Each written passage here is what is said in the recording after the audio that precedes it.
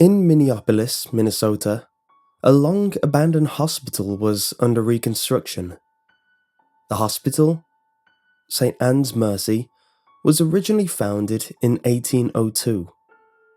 The hospital housed the quarantined patients suffering from illnesses such as yellow fever, smallpox, and leprosy. It also housed the mentally ill and abandoned of all ages for many years. In 1924, the hospital was converted into a high-security insane asylum until 1957, before it was shut down after a tragic accident claimed the life of a nurse and two small children in an unexplainable fire. The nurse was found standing in the room where the fire started, her features burned beyond all recognition. She pointed to the men who found her and let out a loud wail before she dropped to the ground, dead, her injuries proving fatal. The bodies of the children were never found. As of 2006, the hospital was purchased and slated for reconstruction as a fully functioning general hospital.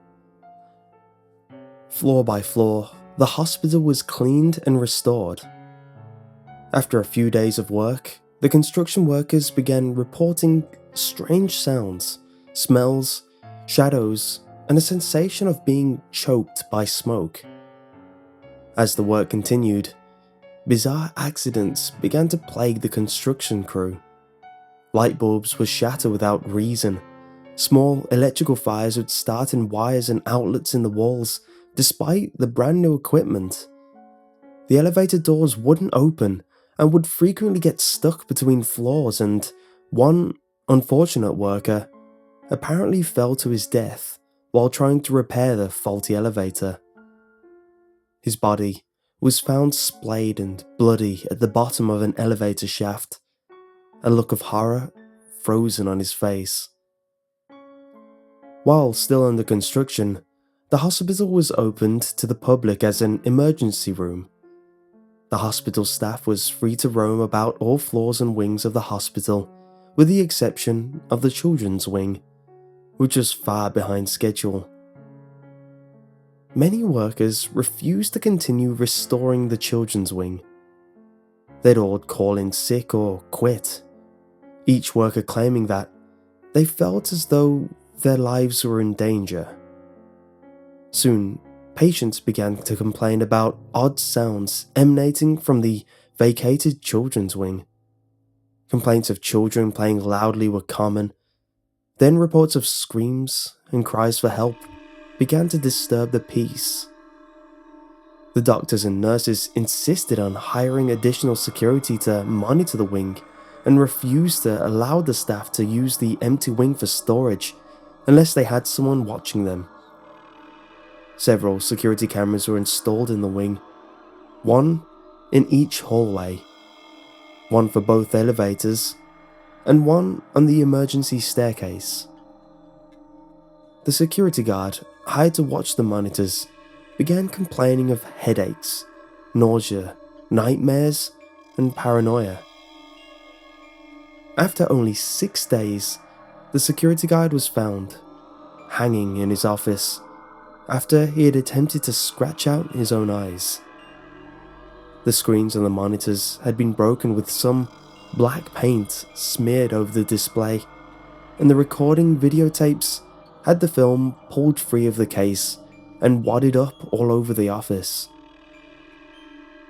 There was a piece of paper found in the security guard's hands, which simply read, "She's still looking."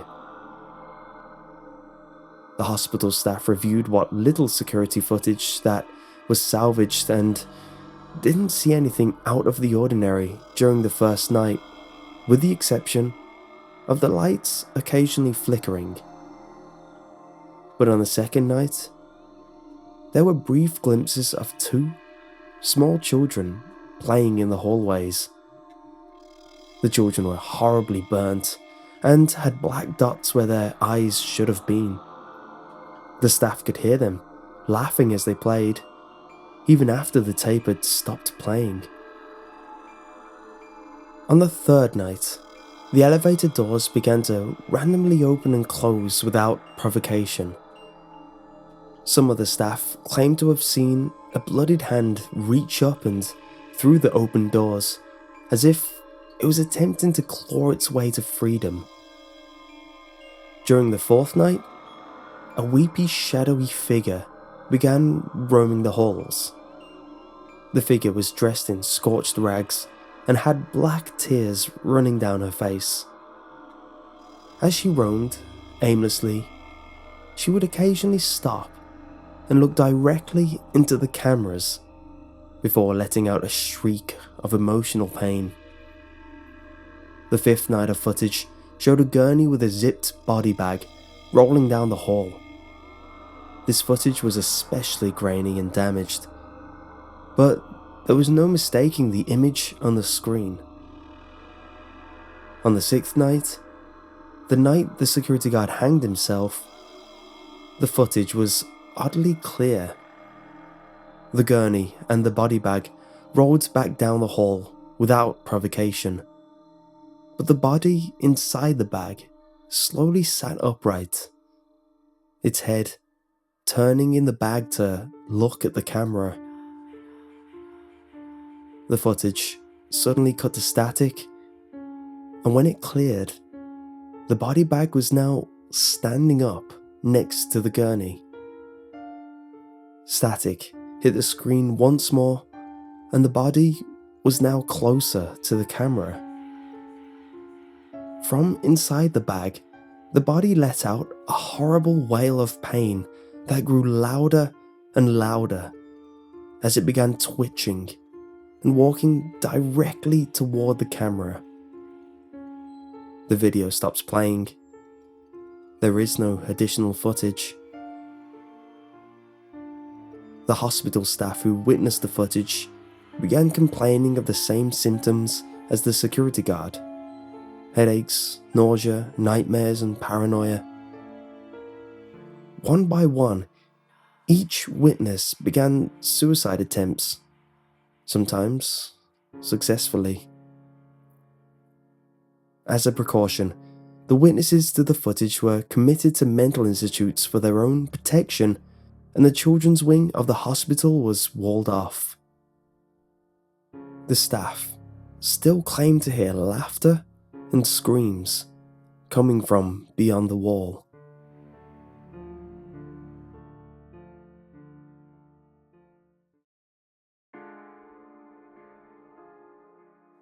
"He's a troubled boy, admit it." I listened to my father intently as I sat couched on the floor around the side of the door, twisting the sleeping cat's whiskers around my fingers. "He's just adjusting," my mother replied. "I read that it's normal for a little one to go into the shell for a while when there's a new baby. What with him at that new school? I thought he was doing well. It's a big change." She was always defending me. No matter what I was accused of, she could always seem to make up an excuse for it. Then again, I usually acted differently around my parents to how I was when I was alone, and part of me feared my father had learned too much about my private activities. It was Jennifer that had really triggered this in me.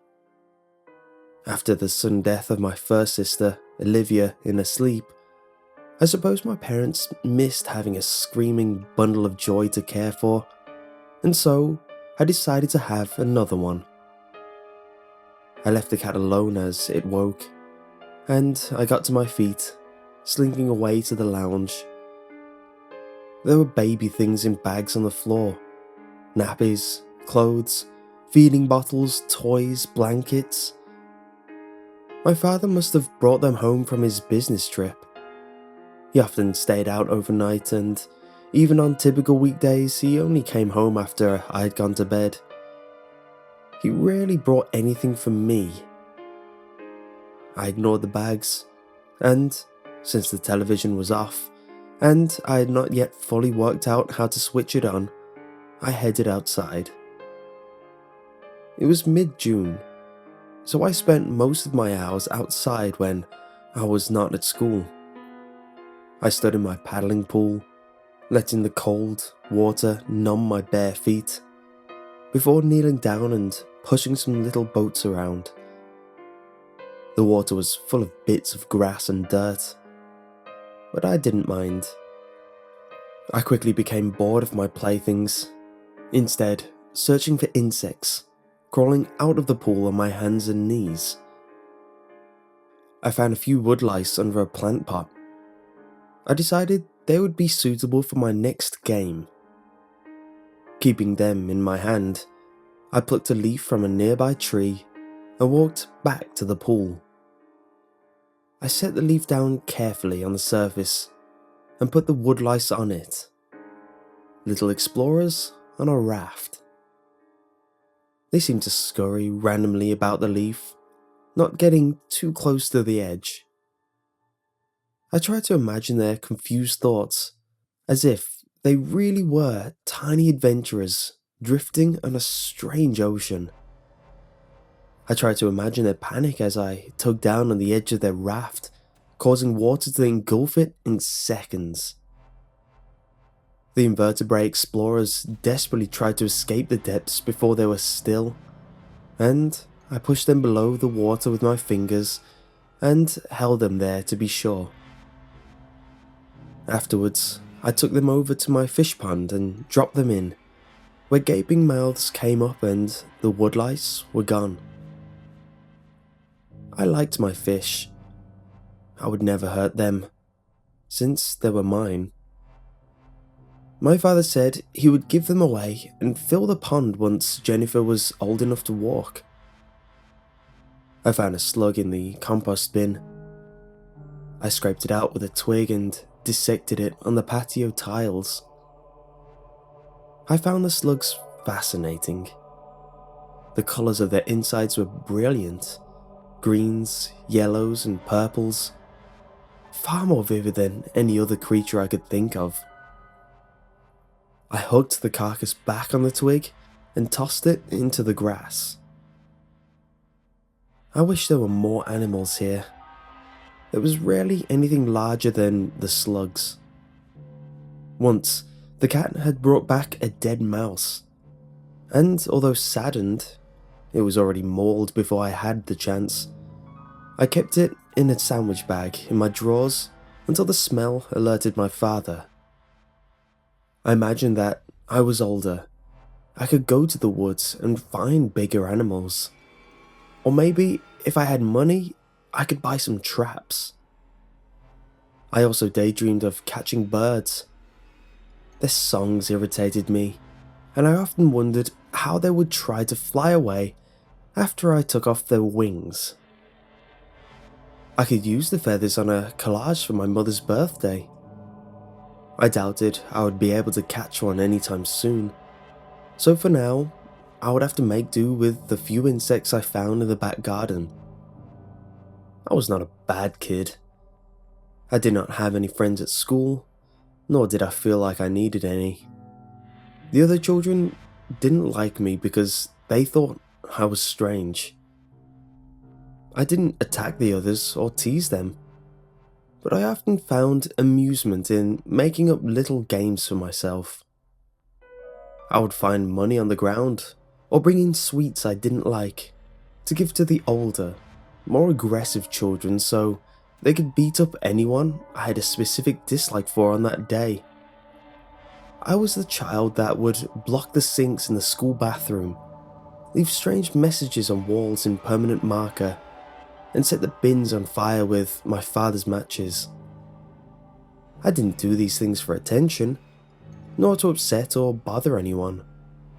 I did them because they made me happy. There was something strangely beautiful in watching things suffer. I once saw a little girl at the park who had slipped from the main climbing frame and was left dangling and crying from the edge. I sat on one of the adjacent swings, pushing myself back and forth with my feet as I watched in curiosity and anticipation.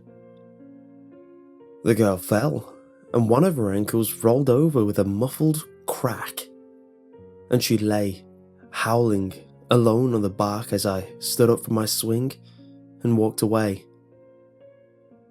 Although I cared not for the other children, I respected the adults. I always behaved in class and I was never rude to my parents. I worked hard and was quiet, a diligent little angel in the eyes of the school staff. Connor is a real delight to teach, old Mrs. Harlow had said on Parents' Evening. A lovely and bright little boy. The screaming of the baby from the upstairs bedroom disturbed me. I had been crouching in my sandpit, annoying a stray group of ants that had wandered into my territory. I rained sand on them, trying to bury them in a mock sandstorm. I could hear Jennifer wailing through the open window, and then hush as I assumed one of my parents went running to her.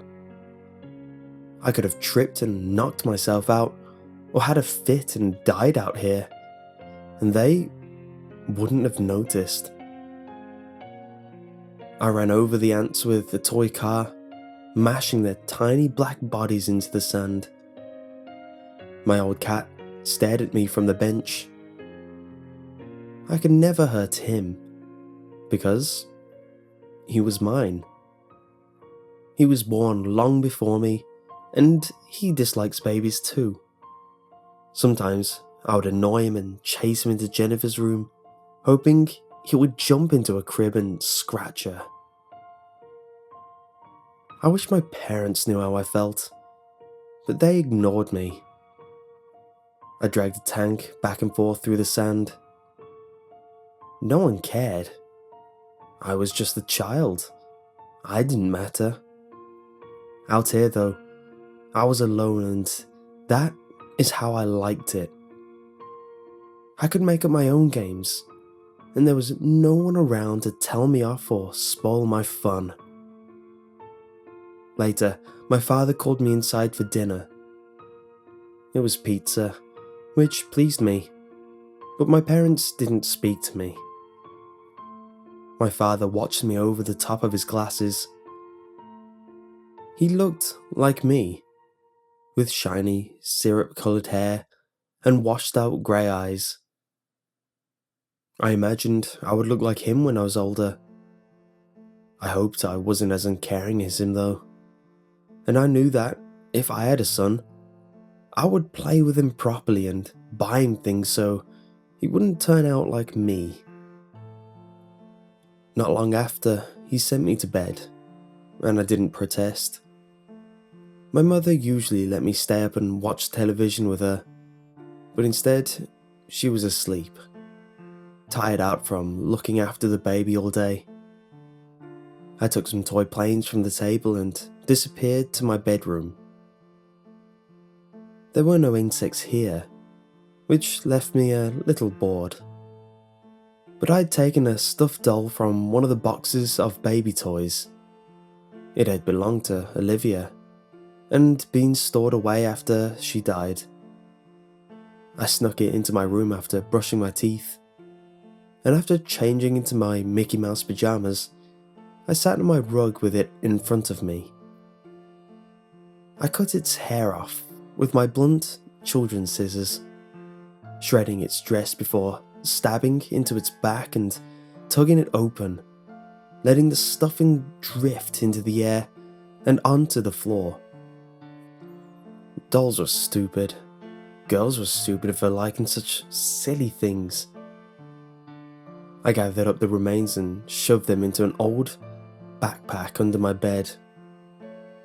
I crept out of my room again. It wasn't too late, but my father had already gone to bed, probably tired from work.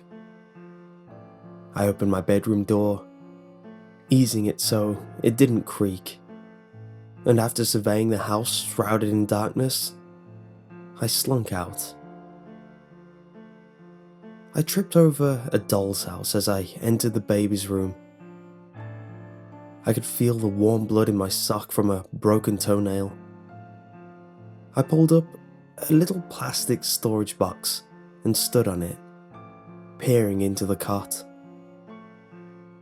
Jennifer was asleep, her little podgy arms stretched above her head.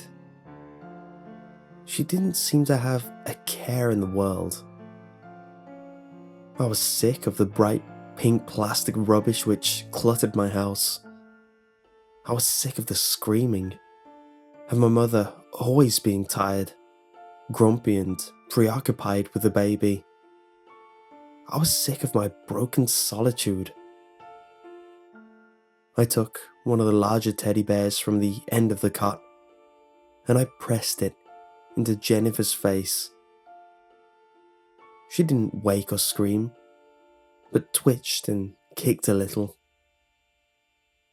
I held the toy there until she was still, and I put the teddy bear back exactly how it was. I moved the baby's limp and lifeless body until she was lying almost face down, pulling the blankets up near her mouth. They would find her like that, in the same way I had left Olivia. I crept back to my room as I wondered if my parents had realized by now that I didn't want any siblings.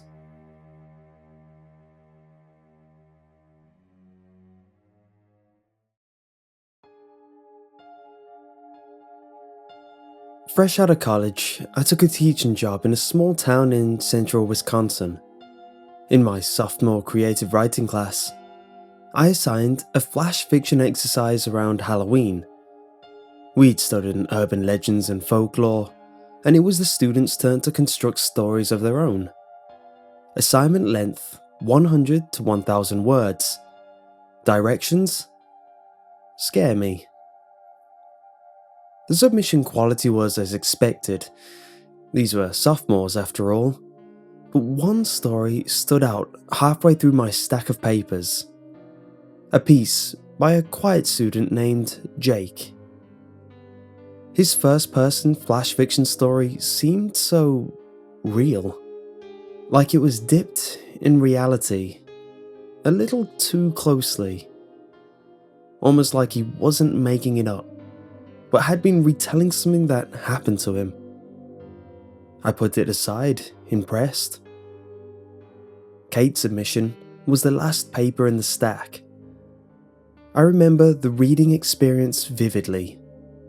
The beads of sweat accumulating around my temples, the clickety-click of the red pen in my hand, and a weird feeling of dread in the pit of my stomach.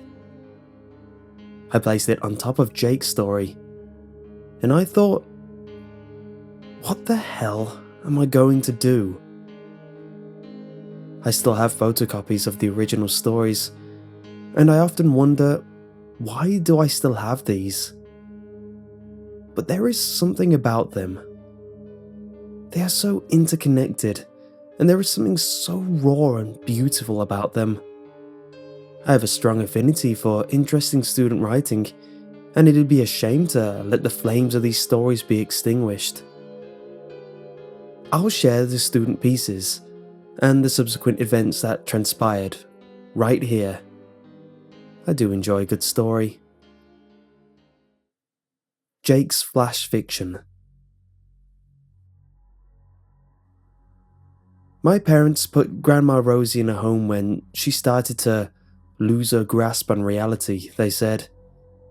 I still found it to be cruel, but she seemed content. Content enough, I guess. I remember visiting her.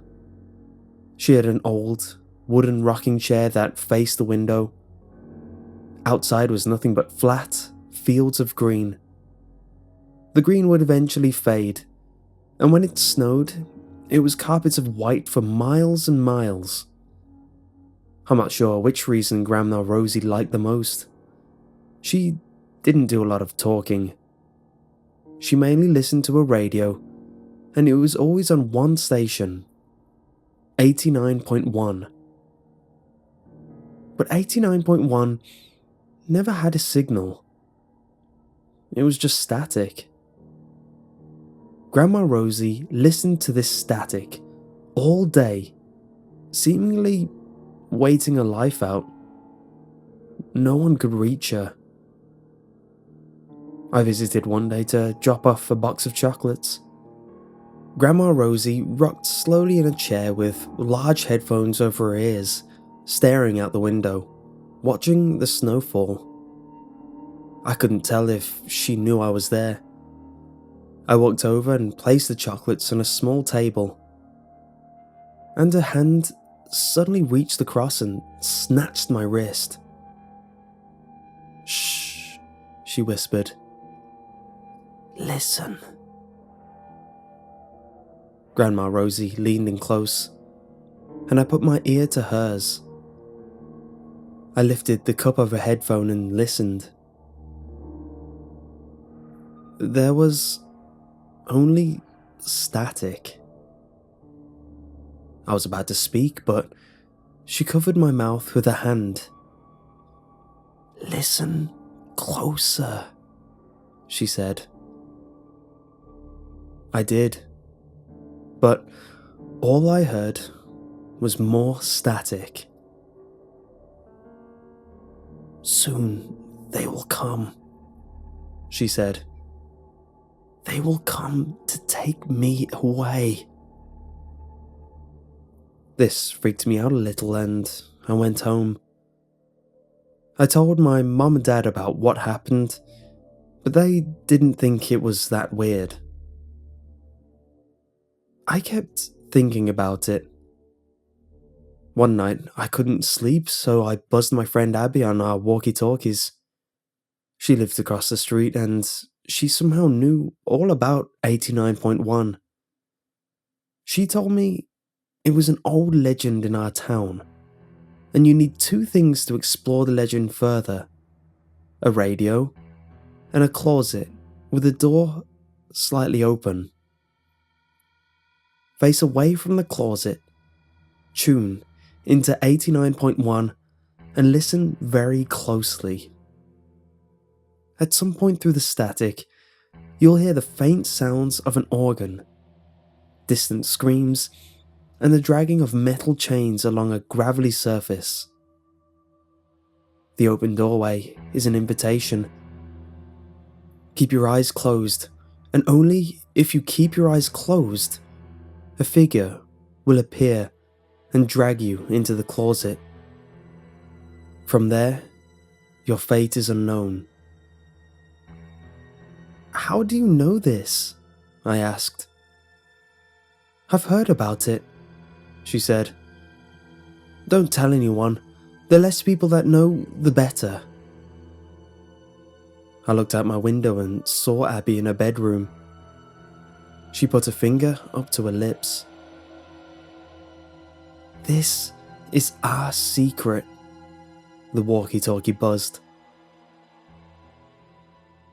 For the next few days, I kept thinking about the ritual and Grandma Rosie. Why would she be playing this game? Why did she want to be dragged into an unknown fate? I again told my parents that I was worried about Grandma Rosie. They were very dismissive. "Ever since Grandpa died, I think she wants to let go," my mum said. "She wants to be with him." I wanted to know more, so I decided to try the game myself. It was late at night, and I opened my closet door just a crack. I sat on my bed with my back to the closet, tuned my radio to 89.1, and put on my headphones. I heard the static, and I closed my eyes. I sat there for a long time, focusing very hard on the static. The longer I sat there, the more it felt like my room was shrinking. Kind of like the space was filling up with something else. Like I wasn't alone.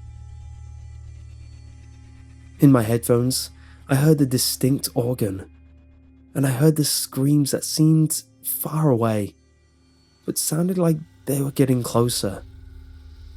The screeching of the metal began, and then I heard a voice. "Open your eyes!" I jumped from my bed, very startled. Abby was laughing hysterically through the walkie-talkie. I looked around my bedroom. I was alone. I looked out the window and saw Abby, smiling and giggling. She brought the walkie-talkie up to her mouth. "I totally scared you," she said. "There's no one there, you're such a wuss." I noticed the closet door. It was wide open. The static of 89.1 hissed from my headphones. "I was only joking," the walkie-talkie chirped. But I wasn't so sure it was a joke.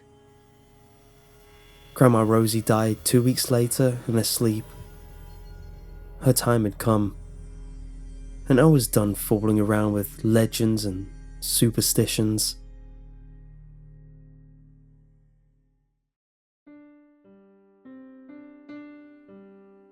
Jake's story was the most interesting of the bunch. His writing needed some tightening, sure, but the ideas were there. A mysterious legend, sentimental characterizations, and an ambiguous ending. I truly thought he had invented the whole thing. Until I read Kate's submission. Kate's flash fiction.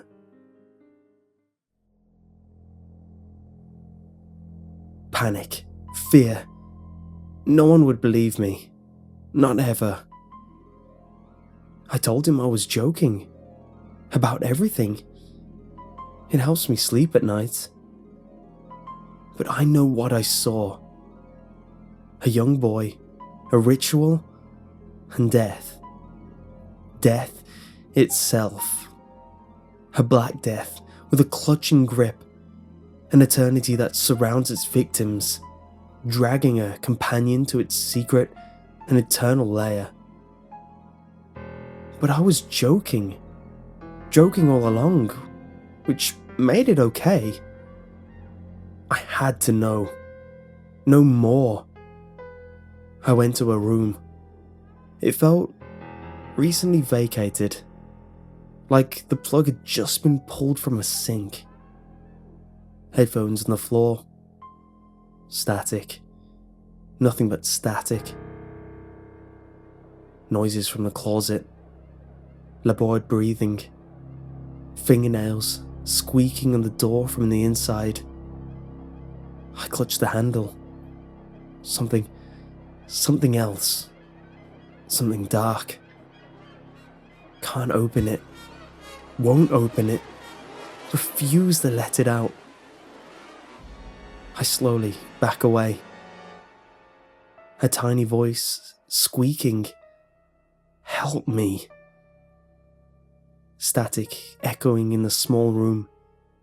Nothing but static. I close the door on my way out. Won't let it out. Won't tell. Will never tell. My story doesn't exist. It's simply not there. It's nothing but static.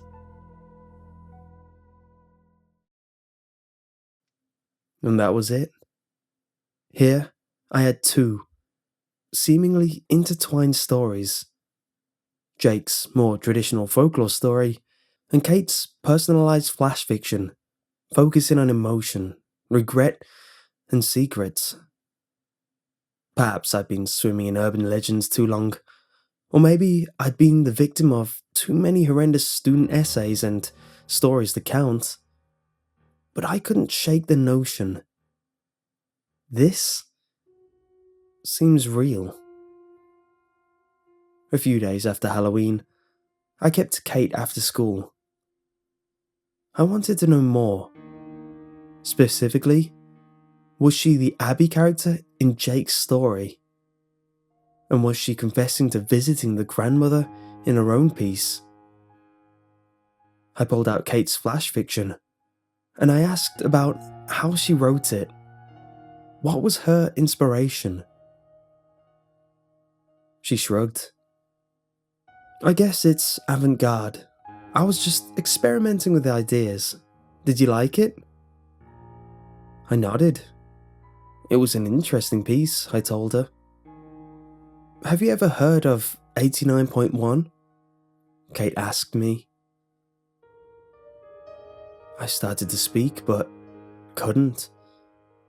A few words spluttered out, but were interrupted by Kate's laughing.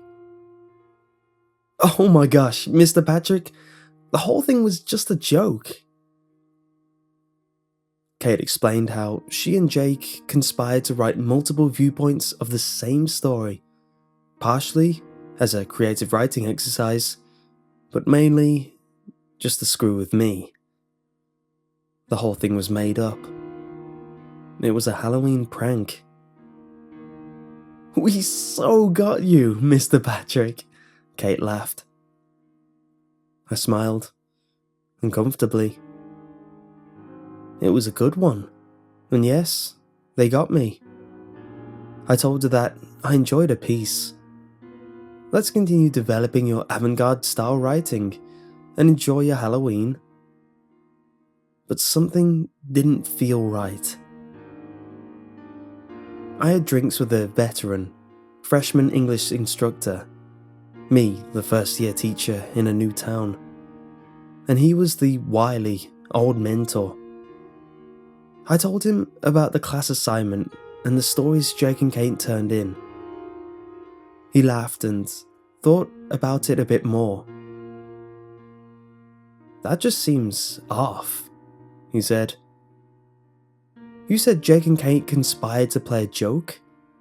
They were thick as thieves in my class at the start of the year, but in the fall, they stopped talking.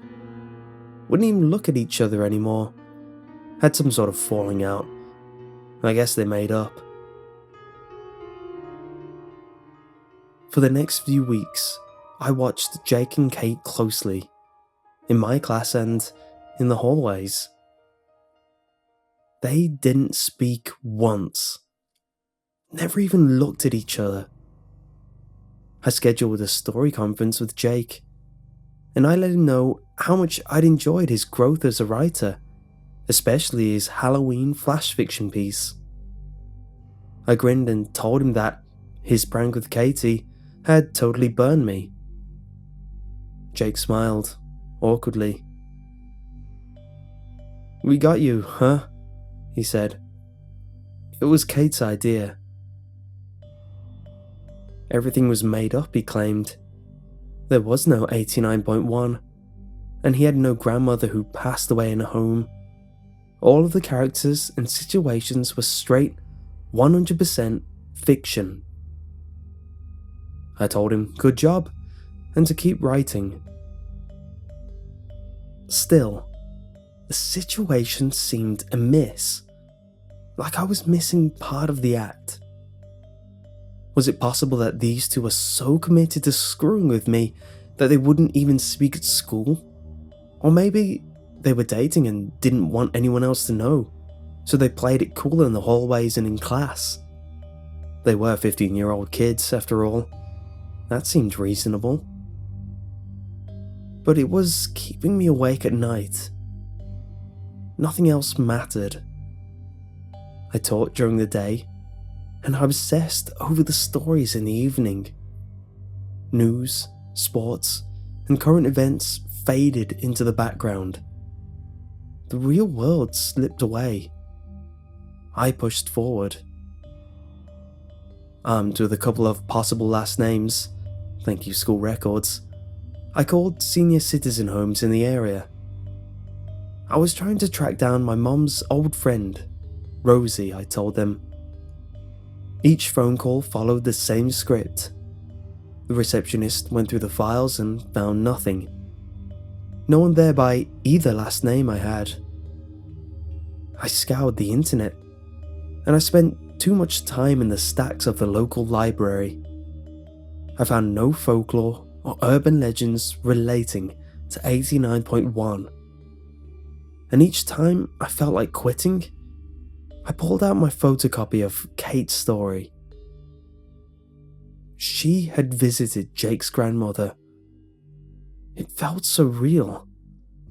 I knew it wasn't fake. In a last-ditch effort, I spent a lot of time alone in my bedroom, listening to the static of 89.1, with my eyes closed and the door slightly ajar. I'd hone in on the static, and I'd listen, deeply and intently, for the chimes of the organ, the harsh and troubled screams in the distance, and the clinkety clink of the metal chains. Sometimes I'd think it was there, and I just had to focus a little harder, and I'd sense a presence in my bedroom about to creep out of my closet, the dark mist waiting to drag me away. I wanted it to come, because I wanted this story to be real. But it didn't come. One day at school, I saw Jake and Kate smiling and laughing at Jake's locker. I walked past them, and Kate winked at me. That was the clincher. I finally succumbed to the notion that I'd been had. It was over. I ended my search for 89.1. I had drinks again with my colleague. Many drinks this time. And I drunkenly told him everything I'd been doing. He found my investigation ridiculous and ultimately dangerous. "You like stories too much," he said. "If I didn't know any better, it's almost like you're trying to write one of your own. Just let it go." I pulled out the photocopied stories from my back pocket, and I pressed them down on the bar, staining them in splashes of beer. My colleague picked up Jake's story, and he looked at it for the first time. His eyes skimmed the page, and they stopped. Cold. "Wait," he said. "You never told me about Abby." I shrugged. "Abby was Kate," I told him. "It was all part of the game." "I wonder," he thought out loud to himself.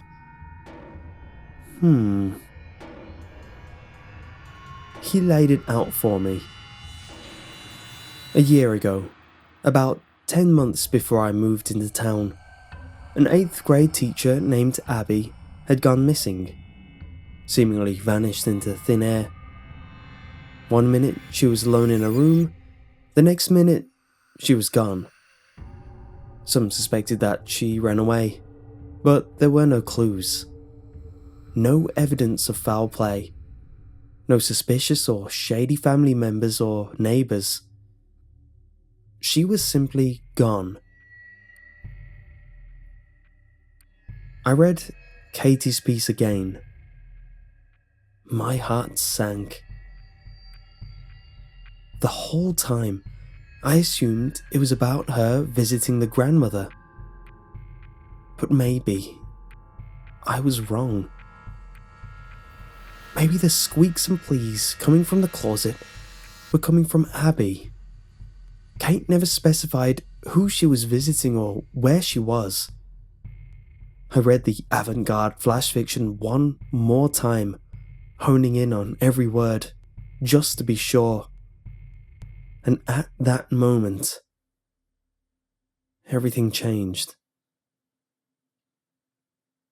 I spoke with the school administration.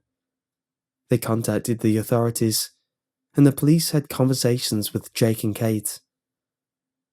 It went nowhere. It didn't matter that Abby had lived across the street from Jake. It didn't matter that we had words and paper. They were just stories, the kids said. Only stories. Complete fiction. Jake had no grandparents in a home anyway. They were sorry if they'd scared anyone. They were Halloween stories after all. And pretty ambiguous stories at that. Jake even tearfully apologized for naming a fictional character after a missing girl. It hadn't crossed his mind. And I was now the monster for dragging two innocent kids into this mess. The staff ostracized me, and the town crucified me. I was done.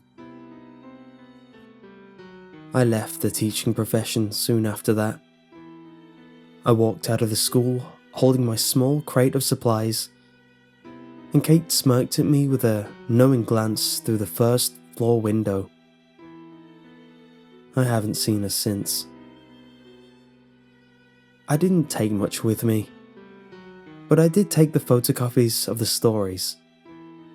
I pull them out occasionally and relive the past.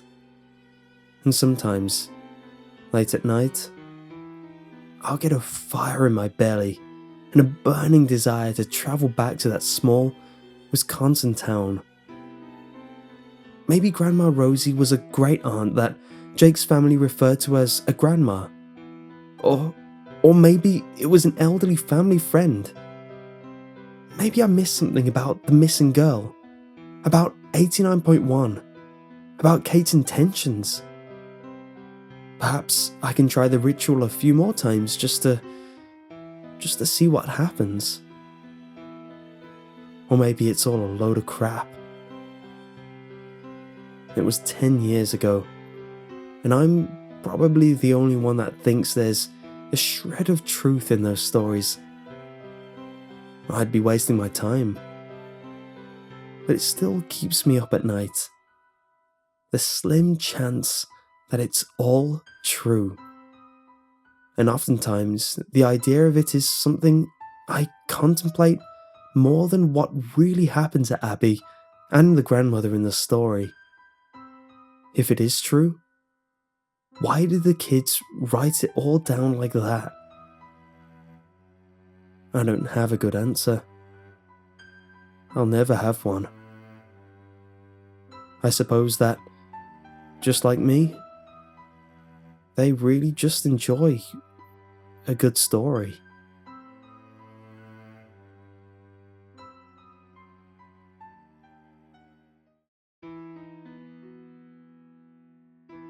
Remember those old SpongeBob episodes which some of us used to watch in 1999 from season 1? Well, recently, a secret episode has been discovered from that time period. The other day, I was searching through my computer when I came across a notepad document deep within System 32. Having no idea how it got there, I scanned it for viruses. It had one Trojan in it. I deleted it and it opened up. All that was printed was one website link, followed by gibberish. Having not a single clue what it meant, I continued by putting the site link into my web browser. It took me to a site where there was a black background and a huge button. It had the same text that was on the notepad document. I clicked it and it brought up a download link. The file that wanted to be downloaded was called spongecry.avi. As crazy as I am, I went ahead and downloaded it. Big mistake. The second the download finished, which was 4.6 megabytes, my computer made the weirdest sound ever and turned off. As I tried to reboot it, nothing happened. The file must have destroyed my computer. As upset as I was, I realized I was on my old PC. I hopped over to my Mac and re-downloaded it. This time there was no problem. What was downloaded was a single .avi file. It played. The movie clip was 6 minutes and 4 seconds long. It started out as any SpongeBob episode would, except the colour was distorted. and when he got to playing the flute with his nose, it immediately went to the title screen. All that was on the title screen was the following words: SpongeBob Cry. Only there wasn't any jaunty music like there usually was. It lasted about 2.5 seconds. It didn't show who the writers and directors were. I just assumed that whoever put it online had edited it for time or something. The episode started out inside SpongeBob's house. It showed SpongeBob sitting in his red chair. The strange thing was, all of the other furniture was gone. SpongeBob was crying. Very hard. But it didn't sound anything like it does when SpongeBob normally cries. It sounded like a real human cry. But it was still different. It sounded so real and intense. SpongeBob was absolutely bawling. He was ripping chunks out of the chair. Then, the camera zoomed really close in on his face. But it was the kind of zoom as if it were being videotaped by a real person. Then, the camera zoomed out to show a rotten corpse of Gary, laying on the floor in front of him. It was very disturbing. Gary was absolutely mauled to death. His eyes were laying on the floor. His shell was cracked to reveal a very gross image of the inside of Gary.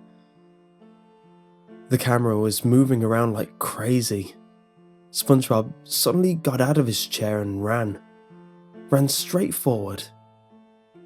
Then, the episode stops moving for about 1 second, then goes to black for 2 seconds, then comes back with SpongeBob's face pressed against the camera, with his mouth exploded open and eyes black, and a deafeningly loud scream. I jolted up and turned my volume down. Then, the camera starts moving around like insanity. You can't even tell what is going on. It was worse than anything I've ever seen. The clip then goes to black for 1 minute and 38 seconds. It comes back inside the Krusty Krab, dead silent. All of a sudden, the same face that was pressed against the camera appeared, but this time, the scream was literally deafeningly loud. But it only lasted for about 1/4 of a second. Then, for the rest of the movie, it goes back to SpongeBob, crying in the chair. But after every 10 seconds, SpongeBob gets a little bit more decayed, and the sound gets a little more distorted. By the end, all there is left is static and screaming. Then, you can see SpongeBob running again in the background of the static.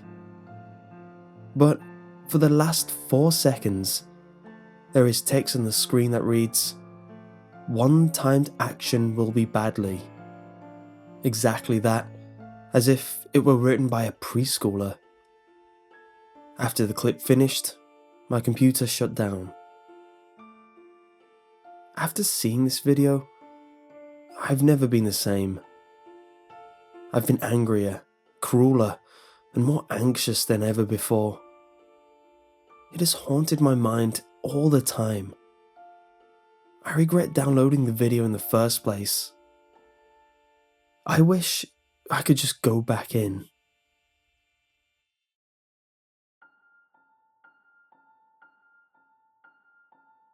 The 13 Tom and Jerry shorts made by the Czechoslovakian director Gene Ditch are infamous for their poor quality and rather disturbing nature, featuring badly done sound effects and animation, and having a more realistic feel to the violence. Some have speculated that Ditch didn't like the concepts behind Tom and Jerry and was pressured into making them, and wanted to make the people who watched his take on it feel bad for liking the concept. What many people don't know is that Ditch was originally signed on to make more than 13 episodes the public has access to. Desperate to get out of his contract, Ditch made one more Tom and Jerry short that few have ever seen. The short was called Tom's Basement. It opened with Tom in a typical Tom and Jerry house. His owner was the fat, angry guy from the other Deets shorts. Tom's owner seemed even angrier than his other appearances. The first scene is him stomping on Tom's tail in a very realistic and painful looking way because Tom is sleeping by the basement door. The owner yells at Tom to never go down there. Tom is clearly terrified and runs away to another room. Our view stays in the room by the basement door, and we see Jerry come out of a mouse hole. He looks truly grotesque, far more off-model than the other Deets shorts. He gets an evil look on his face and follows Tom into the next room. The next few minutes are fairly formulaic. Jerry repeatedly manages to trick Tom into chasing him to the basement door a few times. But each time the owner catches Tom, he inflicts a painful looking injury on him, which stays with Tom even after the scene ends. After 3 beatings, Tom is bruised all over, bleeding in a few places, and limping on a broken leg. After this, Tom starts to literally beg Jerry not to bother him anymore. He's not really talking, but he's crying and mumbling, and you can tell what he's doing by his body language. Jerry just laughs at him and pushes him back to the basement door. The owner catches Tom again and goes ballistic. The camera zooms in on his face. It changes colour and distorts as he yells at Tom in a much louder voice than any other sound in the cartoon. I can't post most of what he said on here, but it's definitely vicious and furious. It seems like Jerry has finally decided to take pity on Tom though. Jerry picks up a knife that was lying around and stabs the owner in the leg, quite graphically. Tom opens the basement door and they carry the owner's body down the stairs. There are dozens of other bodies down there, decaying and showing signs of their violent deaths. Tom and Jerry shake hands and it seems like they've triumphed over the serial killer. But Jerry gets an evil look in his face again and Tom says, in that ghostly, deep voice, "Don't you believe it?" Jerry stabs Tom, killing him and throws his body into the pile. The last shot is Jerry putting up a for sale sign on the yard of the house, laughing, clearly planning to do it all again.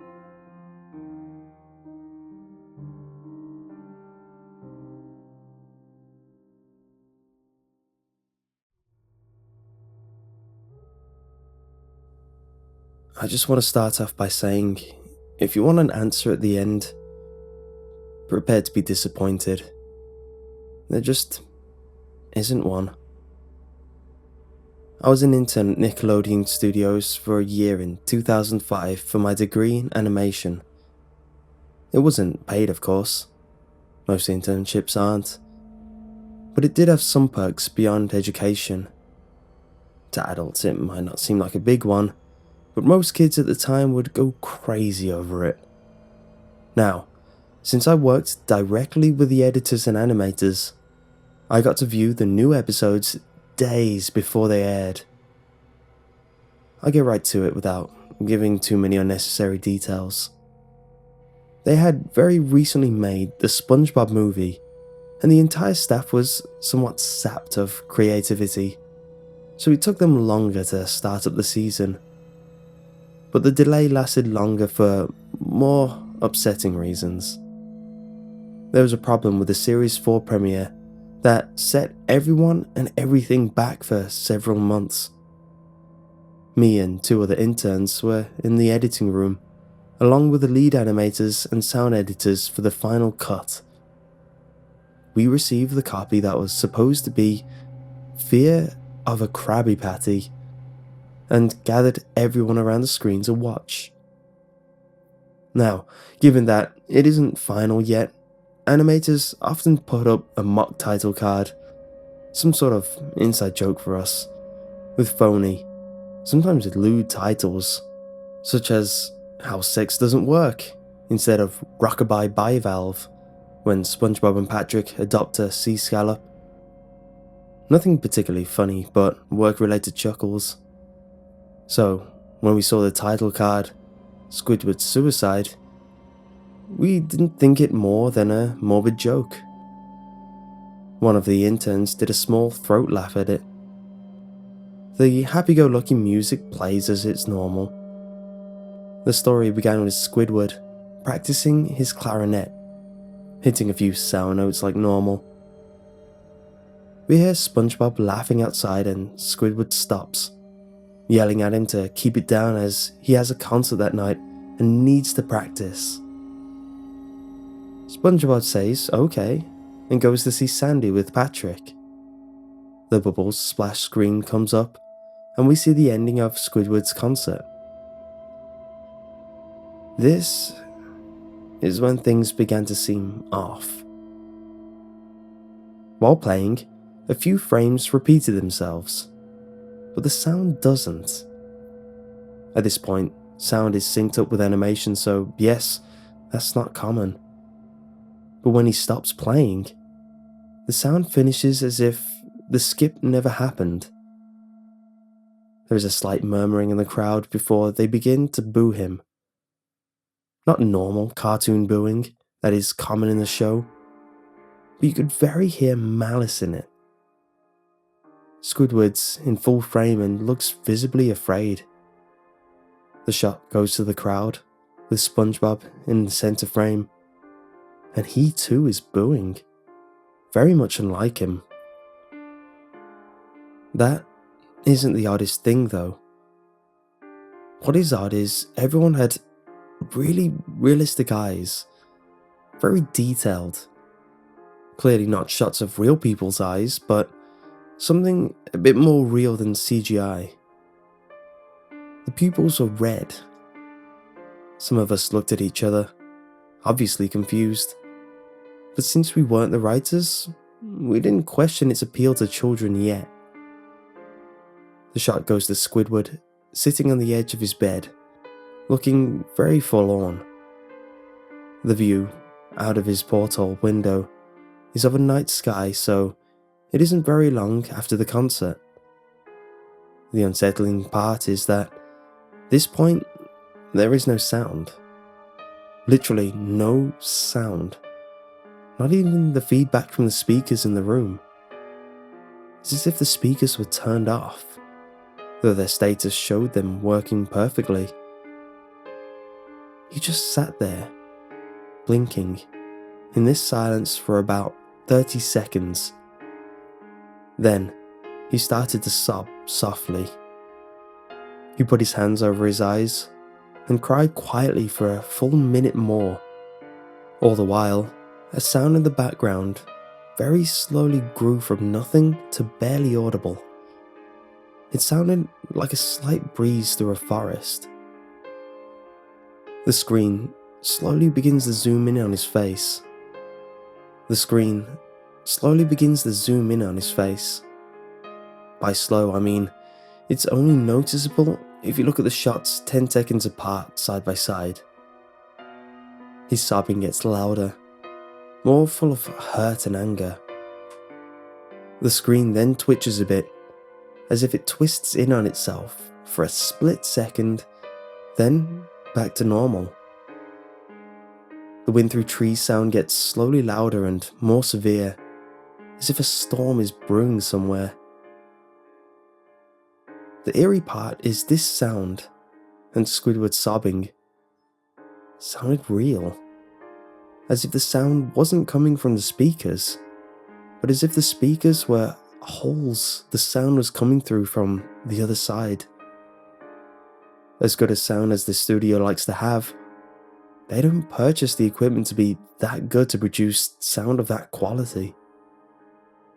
Below the sound of the wind and sobbing, very faint, something sounded like laughing. It came at odd intervals and never lasted more than a second, so you had a hard time pinning it. We watched this show twice, so pardon me if something sounds too specific, but I've had time to think about them. After 30 seconds of this, the screen blurred and twitched violently, and something flashed over the screen, as if a single frame was replaced. The lead animation editor paused and rewound frame by frame, and what we saw was horrible. It was a still photo of a dead child. He couldn't have been more than 6. The face was mangled and blooded. One eye dangled over his upturned face, popped. He was naked down to his underwear, his stomach cruelly cut open, and his entrails laying beside him. He was laying on some pavement that was probably a road. The most upsetting part was that there was a shadow of the photographer. There was no crime tape, no evidence tags or markers, and the angle was completely off for a shot designed to be evidence. It would seem the photographer was the person responsible for the child's death. We were, of course, mortified, but pressed on, hoping that it was just a sick joke. The screen flipped back to Squidward, still sobbing, louder than before, and half body in frame. There was now what appeared to be blood running down his face from his eyes. The blood was also done in a realistic style, looking as if you touched it, you'd get blood on your fingers. The wind sounded now as if it were that of a gale blowing through the forest. There were even snapping sounds of branches. The laughing, a deep baritone, lasting at longer intervals and coming more frequently. After about 20 seconds, the screen again twisted and showed a single frame photo. The editor was reluctant to go back. We all were, but he knew we had to. This time, the photo was that of what appeared to be a little girl, no older than the first child. She was laying on her stomach, her breasts in a pool of blood next to her. Her left eye was also popped out and popped, naked except for underpants. Her entrails were piled on top of her above another crude cut along her back. Again, the body was on the street, and the photographer's shadow was visible, very similar in size and shape to the first. I had to choke back vomit, and one intern, the only female in the room, ran out. The show resumed. About 5 seconds after this second photo played, Squidward went silent, as did all sound, like it was when the scene started. He put his tentacles down, and his eyes were now done in stunning detail, like the others were in the beginning of the episode. They were bleeding, bloodshot, and pulsating. He just stared at the screen, as if watching the viewer. After about 10 seconds, he started sobbing, this time not covering his eyes. The sound was piercing and loud, and most fear-inducing of all is his sobbing was mixed with screams. The tears and blood were dripping down his face at a heavy rate. The wind sound came back, and so did the deep voice laughing. And this time, the still photo lasted for a good 5 frames. The animator was able to stop it on the 4th and backed up. This time, the photo was of a boy, about the same age, but this time, the scene was different. The entrails were just being pulled out from a stomach wound by a large hand, and right eye popped and dangling, blood trickling down it. The animator proceeded. It was hard to believe, but the next one was different. We couldn't tell what. He went on to the next. Same thing. He went back to the first and played them quicker. And I lost it. I vomited on the floor. The animation and sound editors gasping at the screen. The 5 frames were not as if there were 5 different photos. They were played out as if they were 5 frames from a video. We saw the hand slowly lift the guts out. We saw the kid's eye focus on it. We even saw 2 frames of the kid beginning to blink. The lead sound editor told us to stop. He had to call in the creators to see this. Mr. Hillenberg arrived within about 15 minutes. He was confused as to why he was called down there, so the editor just continued the episode. Once the few frames were shown, all screaming, all sound again stopped. Squidward was just staring at the viewer, full frame of the face, for about 3 seconds. The shot quickly panned out, and that deep voice said, "Do it." And we see in Squidward's hand a shotgun. He immediately puts the gun in his mouth and pulls the trigger. Blood and brain matter splatter the wall behind him and his bed, and he flies back with the force.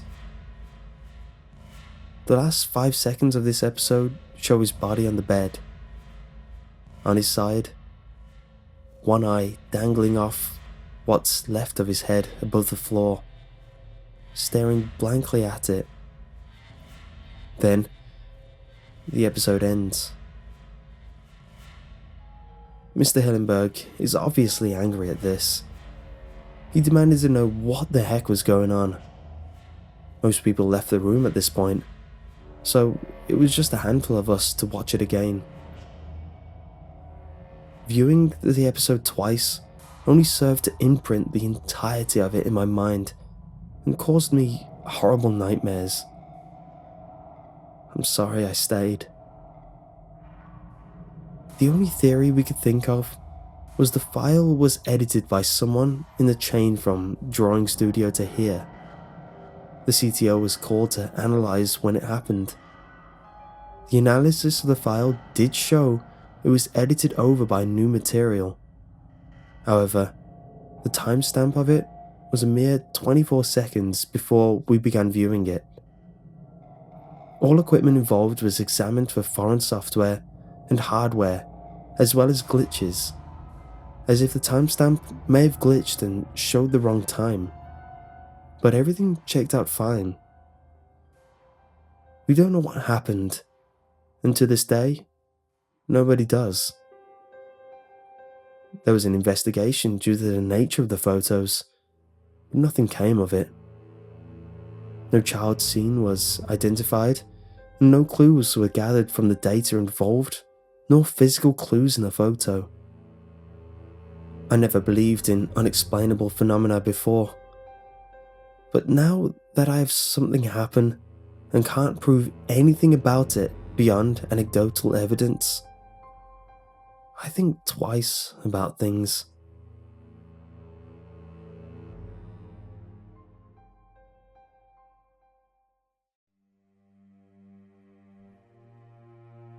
As you may know, the popular show Ed, and Eddie has been running for a long time. However, between October 7th, 2003 and October 21st, 2003, episode 34 was accidentally released 1 week before it was scheduled to. It was also known to some around the office the primary writer had been sick with the flu, and instead of going on to make episode 34, the show was supposed to replay episode 1. At 5 AM Eastern, people reported a very disturbing new episode premiering on Cartoon Network. Some children were unfortunate enough to see it. Apparently, the quality of the episode was mediocre when held to the regular standards, animation was choppy, sound was constricted and very muffled. Reports of a line running up and down, similar to a crappy VHS tape, were received. Scenery was described as overwhelmingly dark and depressing, without changing props and other background objects, stormy looking. Characters also behaved oddly. Instead of the normal goofy, hijinks-inspired personalities, viewers complained they seemed extremely agitated, gratuitously hateful towards each other, and constantly about to begin sobbing after lines. The protagonist also had a very bad lisp. No one knows why, but he spoke with a sexual tone, and that further bothered viewers. I was one of these viewers. The episode began with Eddie walking down the street with Ed. I noticed that Double D was missing. There was an angular shot coming from in front of the two to show them walking toward the viewer. Eddie was wearing the angry look he does when something goes wrong. His eyes were red around the iris. Ed looked absolutely forlorn and practically dragged himself behind Eddie, tears in his eyes, which were both lazy and looking in opposite, outward directions. Kevin, the series antagonist, was riding his bike opposite the Eds towards them. The shot became blurry and low moans were heard coming from Eddie before Kevin hit him, which never happened because the screen went to black. The screen then snapped back and Kevin was again headed toward Eddie. The view was so blurry this time, all I saw was a green blob headed towards a yellow one. Again, the low moan. Only this time, it sounded like the microphone was broken and loud static came, greatly overshadowing the moan. A claymation sequence of Double D sleeping in Eddie's bed came up. Honestly, it may have just been the abruptness, but I jumped and shivered. Waking up and getting out of bed, he moved oddly around the circular room, the fast pitter-patter of footsteps being the only audio. The step sounds were very clear as I was shown a bird's eye view of him scampering around the room. There were no visible doors. Ed began screeching, sounded like a fisher cat, as he moved wildly around the cell of a room, faster and faster, until the screen began blurring again, the purple room's colour swallowing a now orange blur. An extreme close-up of Double D's front door sat in absolute silence for a maddeningly long time.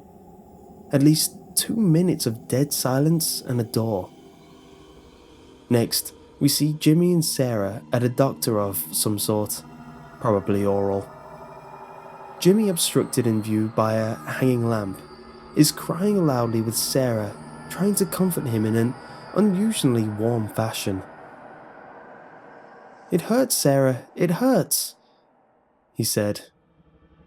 Suddenly, the door of the room is smashed open by a new challenger, a dentist. His face wasn't shown because he was tall enough to be out of the shot. Sarah was escorted out of the room. Jimmy was shown. His headgear was mangled, the front bent upward, stretching his lip very high, tearing proportions. The front of his gums were trickling blood. The teeth were missing.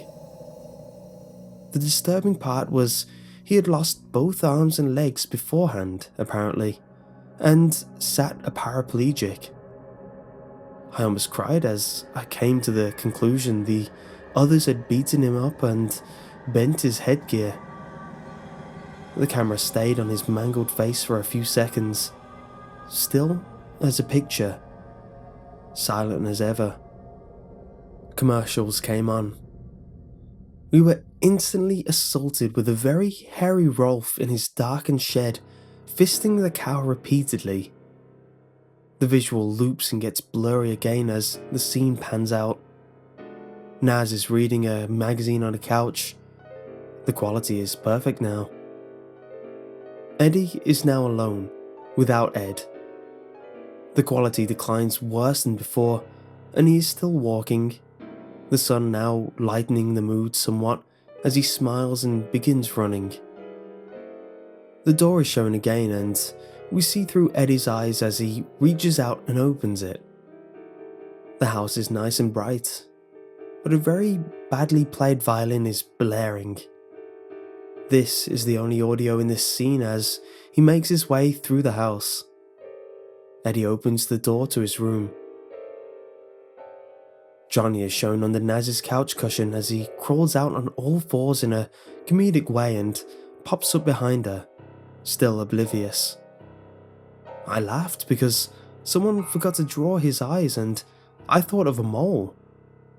Suddenly I stopped laughing as he started swallowing her head. In a cartoonish fashion, of course, but this was different. He and she stayed like this until she started kicking and struggling. Johnny held her like this until she went limp. A zoom in on his face revealed extremely small, human eyes. Dodie was laying on Eddie's floor, no longer in claymation. The camera showed Eddie's house for the remainder of the episode, about 3 minutes, and the next program began on the spot.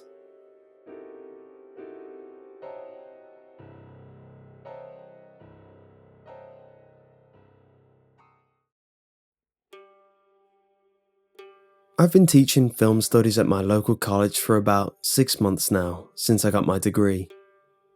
As well as teaching classes, a part of my job is to lease out cameras to the students and keep track of which cameras are available and which are leased out. This particular story is a few weeks old, but now I feel it's safe to talk about that fateful night. Since the theory part of the course is to be taken in May, we encourage our students to finish their practical work by mid-February. From Christmas onwards, cameras were being booked in all directions. On the third week of January, every camera had been lent out for the weekend. Well, not every camera. You see, we had 20 Kodak cameras, which we numbered between 1 and 20. All of those had been taken out, but we bought 4 new cameras of the same type, which had come on Wednesday and had not been leased out. We gave these the numbers 21, 22, 23, and 24. They were all on my desk when I looked at my office on Friday night. Upon returning to work the following Monday, all was as it should be, except for one thing. Camera 23 had inexplicably gone missing. I knew no one else had entered my office over the weekend. Everything was as I left it, except for the missing camera. And having bought the new cameras out of my own budget, I was the only person who knew about them. I was going to present them to the staff meeting that morning, but all I could do was explain the apparent theft of camera 23. We all expected someone to come clean eventually. After all, our only suspects were film students, not international jewel thieves. After a stern word with each of my classes about the importance of returning equipment, all 20 cameras were back in my office by the end of the day. The following weekend, all 23 cameras still in my possession, including the 3 other new ones, were borrowed and returned on the Monday. Camera 23 had now been gone for a week, and we agreed as a department that we were well within our rights to check CCTV footage from the weekend the camera went missing. I stated my intentions. I'd be the one checking through all the footage to all my classes that day. I gave all my students the final ultimatum and, as had been ritual for the past week, every single student denied the theft of camera 23. At the end of the day, I was given the relevant security camera disc by the caretaker, 4 PM Friday, before I left, until 10 AM Monday, after lessons began, with a direct view of my office's front door. When I got back to my apartment, it was just starting to get dark. So, I opened a can of Fanta, booted up my laptop, and put the camera disc in. The camera showed a normal, quiet night on the Friday, and no life on the Saturday, except for members of a youth club simply walking to where they were meeting within college. Nothing weird happened until I skipped to midnight, between Saturday and Sunday. Suddenly, static filled the camera's vision as if it were an old VHS camera. The static engulfed the screen for around a minute, before it faded out into a rather peculiar image. A man was now staring directly at the camera. He was black, in his late 30s, and was bald. He had a heavy set face, but I couldn't tell if he was obese or not because I couldn't see his body. It was like a mugshot, but slightly closer up. He had demonic yellow eyes and a fat, downturned nose that looked like a lemon.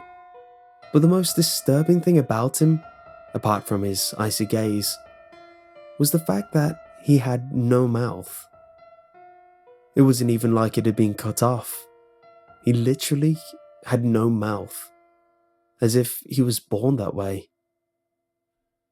It was scary enough that someone had tampered with the CCTV footage to show this disturbing mute. But what I heard next was the single worst sound I've heard in all my life. Crash.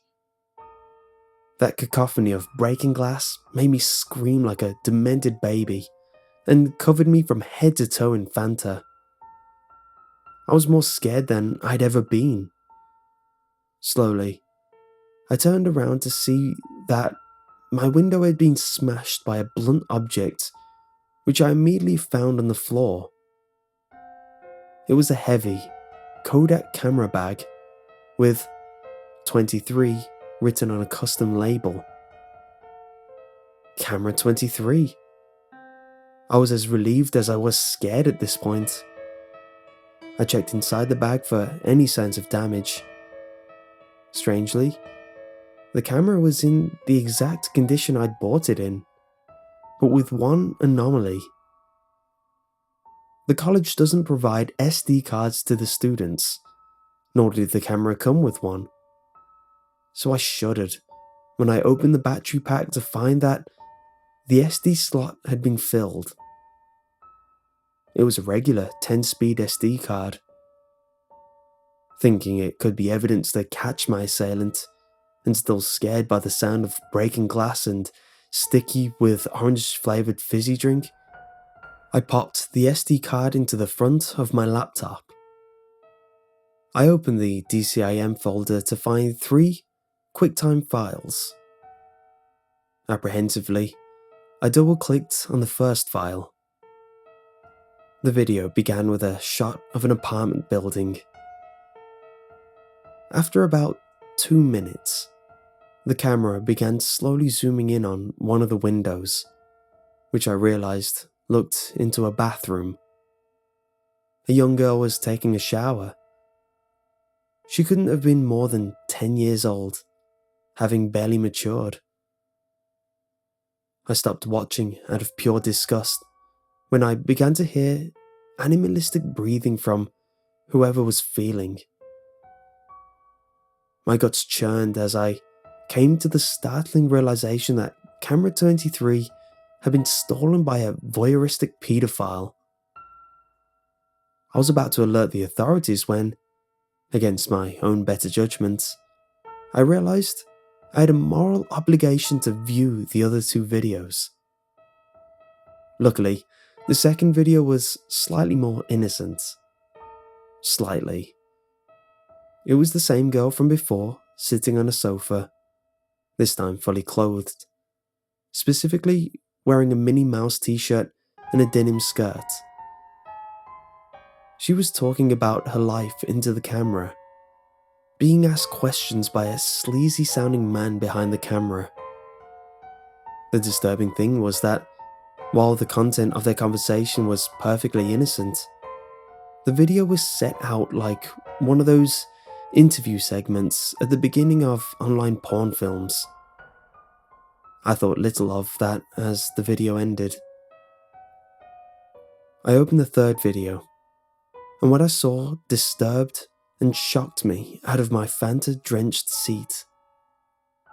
The girl was now tied to a table, naked, with a single burning light glowing above her. She was screaming at the top of her lungs, and, most disturbingly, her feet had been cut off with some kind of sharp object. Bloody pools replaced them as she continued to writhe in agony. Then, a door opened from the other side of the room, and an obese, dark-skinned man walked in. I felt a sharp pain in my neck for a second as I realized it was the man who had stared at me before, with the same piercing yellow eyes and lack of a mouth. Shockingly, he seemed to be wearing severed feet on his ears like antlers. I froze when I put two and two together. What kind of perverted madman was this? I noticed that he was naked also, and the next thing he did scarred me in a way no other image could. I vomited, tore the SD card out of my computer, and drove with all the speed I could muster to the local police department. A few days later, I got a call from the local chief of police. He said that the girl, who I won't name here, had been reported missing a few weeks earlier.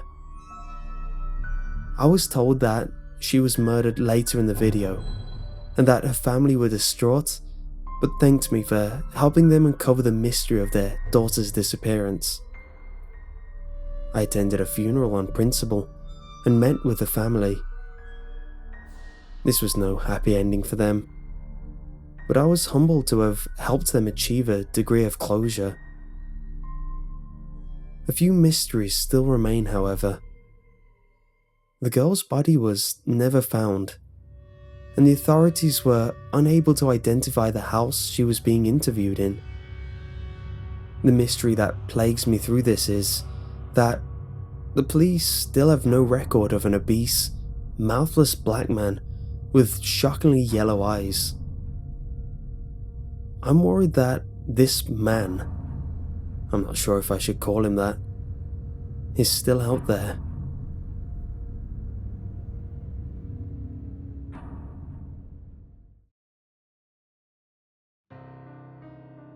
I was very young when this event happened to me. Young enough to be scarred for life by what I witnessed many years ago. I was probably around 3 or 4 years old, I think. Old enough to speak and walk to my knowledge. Everything is fuzzy from that time, and for good reason too. Currently, I live with my aunt and uncle. I have lived with them since they took me in because my mom wasn't really ready to raise a child just yet. I love my mother, but she is still a teenager at heart, still loving to party, drink, and doing drugs. Just like any person like this, whenever she drank or did drugs, she lost all sense of judgment and made a lot of bad decisions. One of these decisions, one that led to this day, she is still unaware about, screwed me up for life. Back then, my mom didn't really live in a home of her own. She sort of just stayed the nights at her friends' houses, bringing me along with her. I would meet various people and children, but I never had time to make a decent friend since we never stayed long. Just a night or two if I remember correctly. This also kind of made this event more unique for that time. I actually did make a friend who actually helped me deal with what happened. Her name was Emma. She was a little girl who was about my age. she was a very kind girl. You could probably say that she was my first official friend. This event that I keep mentioning is the reason why I'm terrified of the dark. To tell the truth, it really screwed me up since, even though I'm aware that there is nothing in the dark, there is a subconscious fear I feel every time the lights go off. Another weird anomaly of this event is how well I can remember it. My memory isn't that good.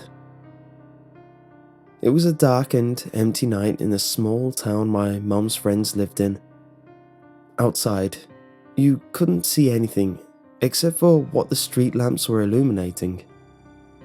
My mum's friends lived in a small house in the middle of what I could call nowhere. My mum, her friends, Emma, and I were all hanging out in the living room. I was in the corner, playing one of those educational computer games on the small computer that my mum's friend owned. Next to me was this big wooden TV cabinet that held a pretty big TV for the 1990s. In the middle of the cabinet, there was the TV, and on both sides of the TV, there was the biggest collection of VHS movies that I've ever laid my eyes on at the time. But not being interested in films at the time, I didn't really care for it. In front of the TV, on an old, blue rug, was Emma. She was laying on her stomach, watching TV while my mum and her friends were laughing drunkenly on the old brown sofa behind her.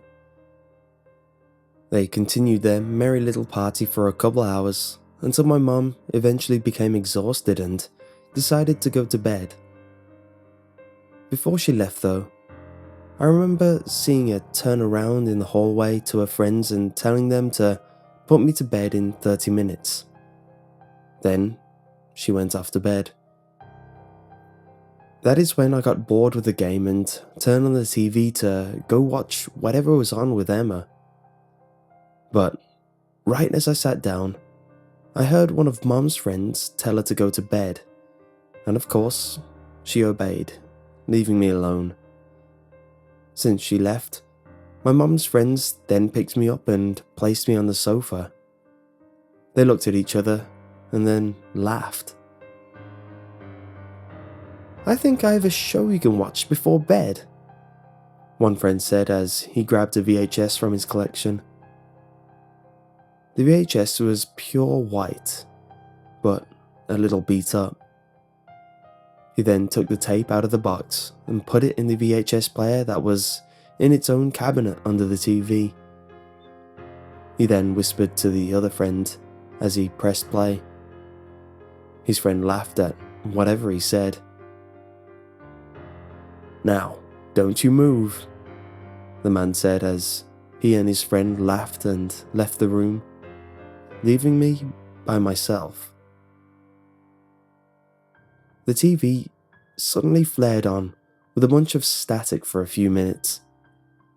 Then some faint carnival-like music could be heard.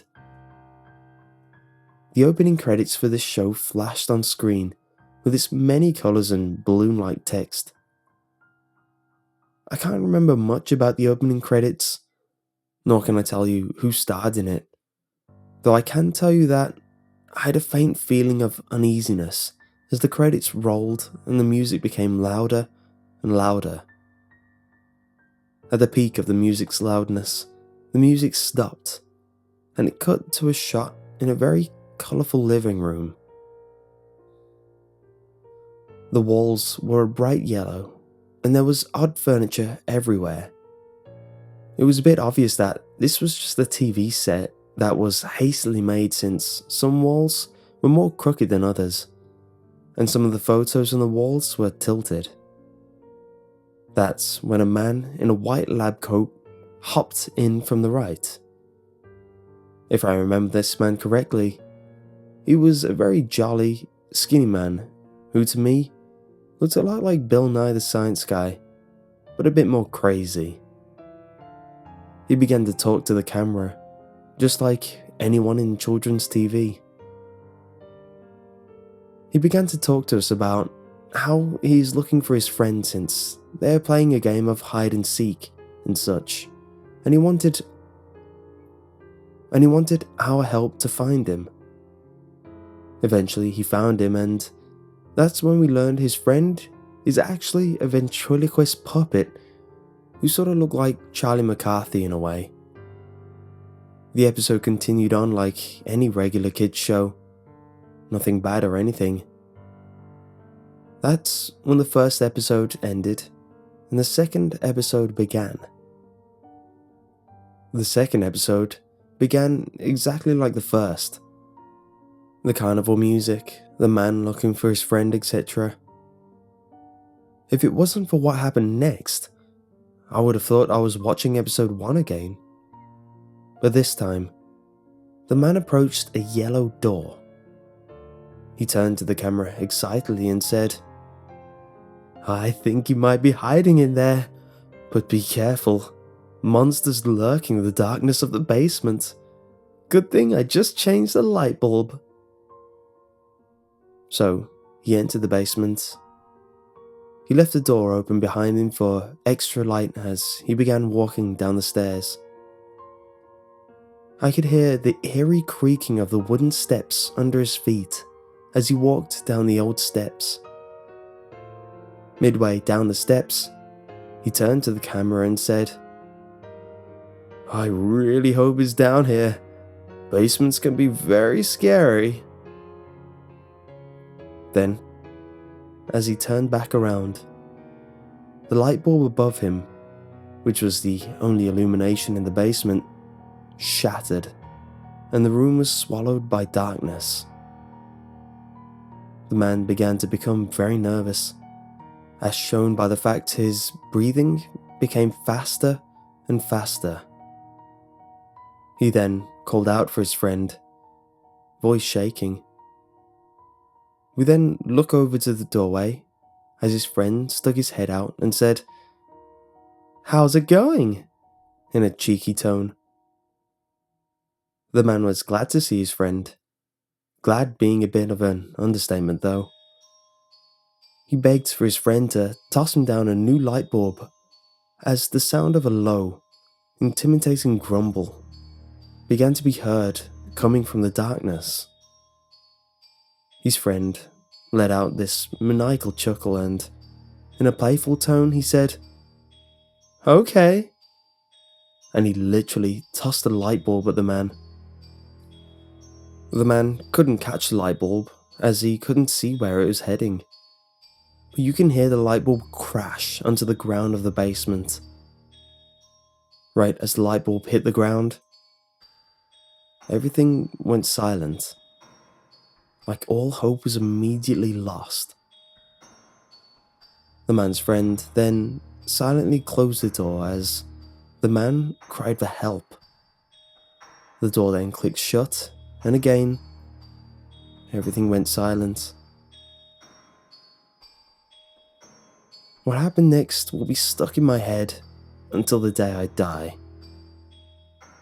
The silence was then broken by the man screaming bloody murder as the sound of these monsters killed him. The show then cut to static for the rest of the video.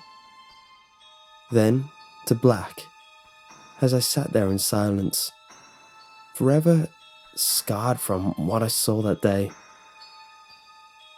To this day, I can remember almost everything that I saw, and I wonder what it was I saw.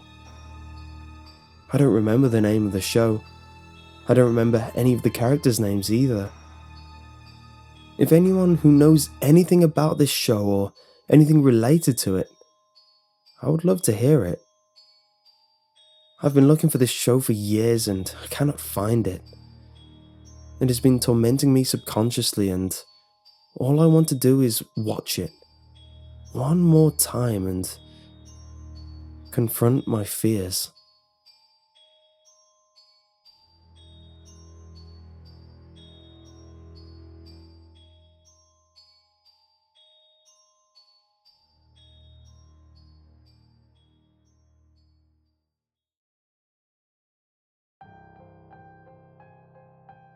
since high school, I'd always had a crippling fear of the dark.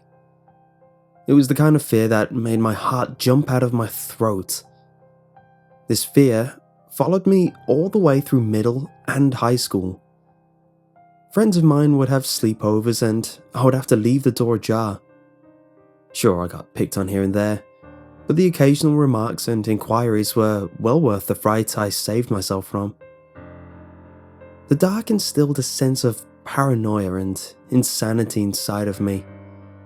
A sensation so intense that I would need therapy had I slept one night in complete darkness.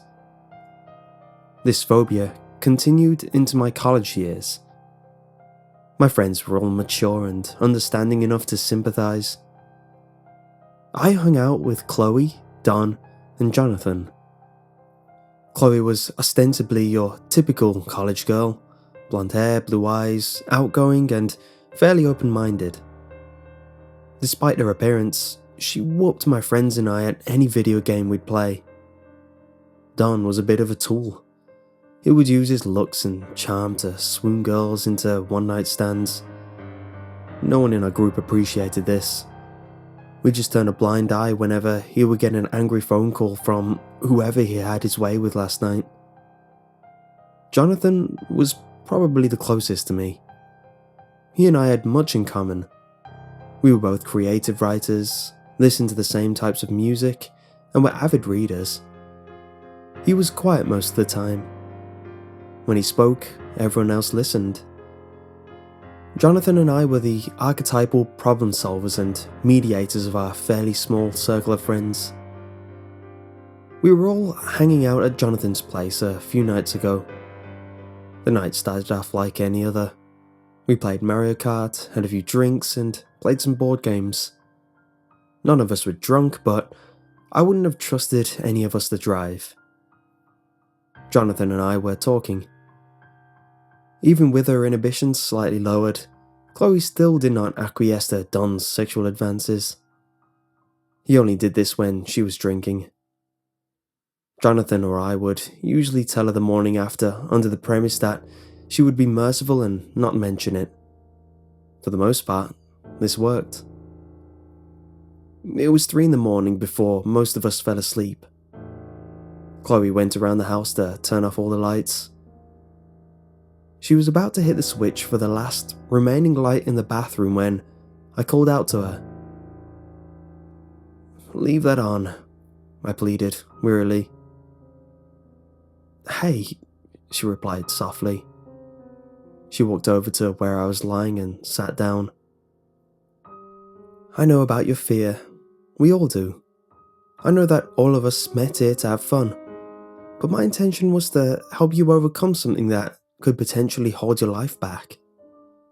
She stroked my face with a soft palm and she whispered into my ear, "I'm doing this because I care." I was much too tired to object. The apartment grew almost pitch black as she found a couch to rest on. Every dark and mysterious entity and nocturnal vision from my childhood came flowing back with a vengeance. I sat upright in fear. Piercing, alien eyes peered at me from behind furniture pieces, while malevolent shadows darted across the room. I turned on my phone in a vain attempt to escape the horrors that plagued the apartment. My efforts to diminish frightful spectres' activities only exacerbated the problem at hand. I began to hear voices. To my recollection, I had a spotless mental record. There was no history of schizophrenia in my family. That did not help these voices. Their quality was so clear. They were clearer than talking to someone in the same room. These voices all had a supernatural quality to them. Some sounded like children, others like hellspawn. The messages the ethereal voices sent, however, were rather similar. They all taunted me. They told me facts about my childhood that no one else could have known. The more I tried to ignore them, the louder they got. It was a self-perpetuating cycle that I had to break in order to maintain a stable frame of mind. I looked over to my friends. They all looked so peaceful. If they could have seen what I had seen, heard what I had heard, and experienced what I experienced, they would never have been a part of Chloe's little plan. Running out of options, I grabbed my earbuds, plugged them in, and faded out the evil that sought to break me. Blaring music in my ears was the only way to alleviate the mental stirring I had went through. I sat upright, listening to music until the first rays of morning light poured in through the dusty blinds of the messy room. Chloe was the first to awaken. She wiped the crust out of her eyes as she walked over to me. Despite her state, she still looked quite pretty. Noticing the redness of my eyes, she began to inquire, "What happened to you?" I fumbled for an excuse. I'm just a little hungover." She wasn't buying it. "But your hair hasn't been displaced one bit," she pointed out. "Tell me the truth." Before I had time to respond, she figured it out. Her features softened as she came closer to me. "Did you stay up all night?" "Yes." "Why?" "I tried going to sleep. I couldn't. Everything came back. Everything from before." "Oh my gosh, I'm so sorry." I embraced her. Tilting her head, Chloe looked into my eyes. "I should never have pressed the issue," she confessed. "I'll never mention it again." She smiled and walked over to the kitchen to prepare breakfast. Jonathan, then Don, woke up. Don didn't say all that much due to the amount he'd had to drink the night preceding. Jonathan was his usual, friendly self. Once everyone was ready, we all ate and said our goodbyes. The light outside was blinding. I'd gotten no sleep that night, which didn't help driving home. By the time I reached the steps to my apartment building, I was stumbling. I shuffled to my door and fell asleep almost at the very second I hit my bed. Daylight filtering through the curtains provided a nice, warm nap. An invisible force bound me to the walls of a mysterious room when I awoke. The walls were painted an off-white. 2 sets of fluorescent lights made every corner glow. There were no doors, vents, or any other conceivable means of escape. I looked around in horror to find my friends from the night before. Chloe was nervously looking around the room. Jonathan was just stirring, and Don was vigorously trying to escape the invisible restraints. As soon as everyone was fully awake, we were set free. A closer look around the room revealed nothing to our advantage. There wasn't a one-way mirror, floor, or ceiling. No cameras were present to monitor us. Don tried banging on the walls to gain a possible outsider's attention to no avail. After some time, Chloe spotted something the rest of us had missed. "Look," she said with wonderment. Everyone came over to see her discovery. A sheet of college-ruled notebook paper bore a cryptic message. "Afraid of the dark? This room's lights will never fade. Enjoy." At that moment, everyone in the room turned their attention to me. Chloe and Jonathan had expressions of confusion. Don, however, was very angry. He took one deep breath before pinning me against the nearest wall. "Listen here, I know about your little fear. Is this some sort of sick joke you pulled on us?" "No," I stammered. "I didn't do any... Do you think this is funny?" He pressed harder against my chest. "Don, you don't do you?" My vision began to grow black around the edges. Jonathan pulled him off me at the last second. Don snatched the paper from Chloe. He tore it to shreds, scattering little pieces all over the polished linoleum floor. As he walked across the floor, I noticed something. The shreds had disappeared. The paper with the message from before was plastered along a new notice. It read, "We won't be leaving you anytime soon. Enjoy your stay." We knew at that moment that no one in the group set this up. Who or whatever was keeping us here had known about my fear before they took us to this room. The person also knew who my friends and I were and where we all lived. With the amount of preliminary information we had, one huge question still remained. Why? This was a question that none of us were in a position to answer. It didn't matter to any of us why we were there. We just wanted out. Jonathan was the first to speak up. "Okay, before we try anything too drastic, let's evaluate our options. We could try to get someone's attention again.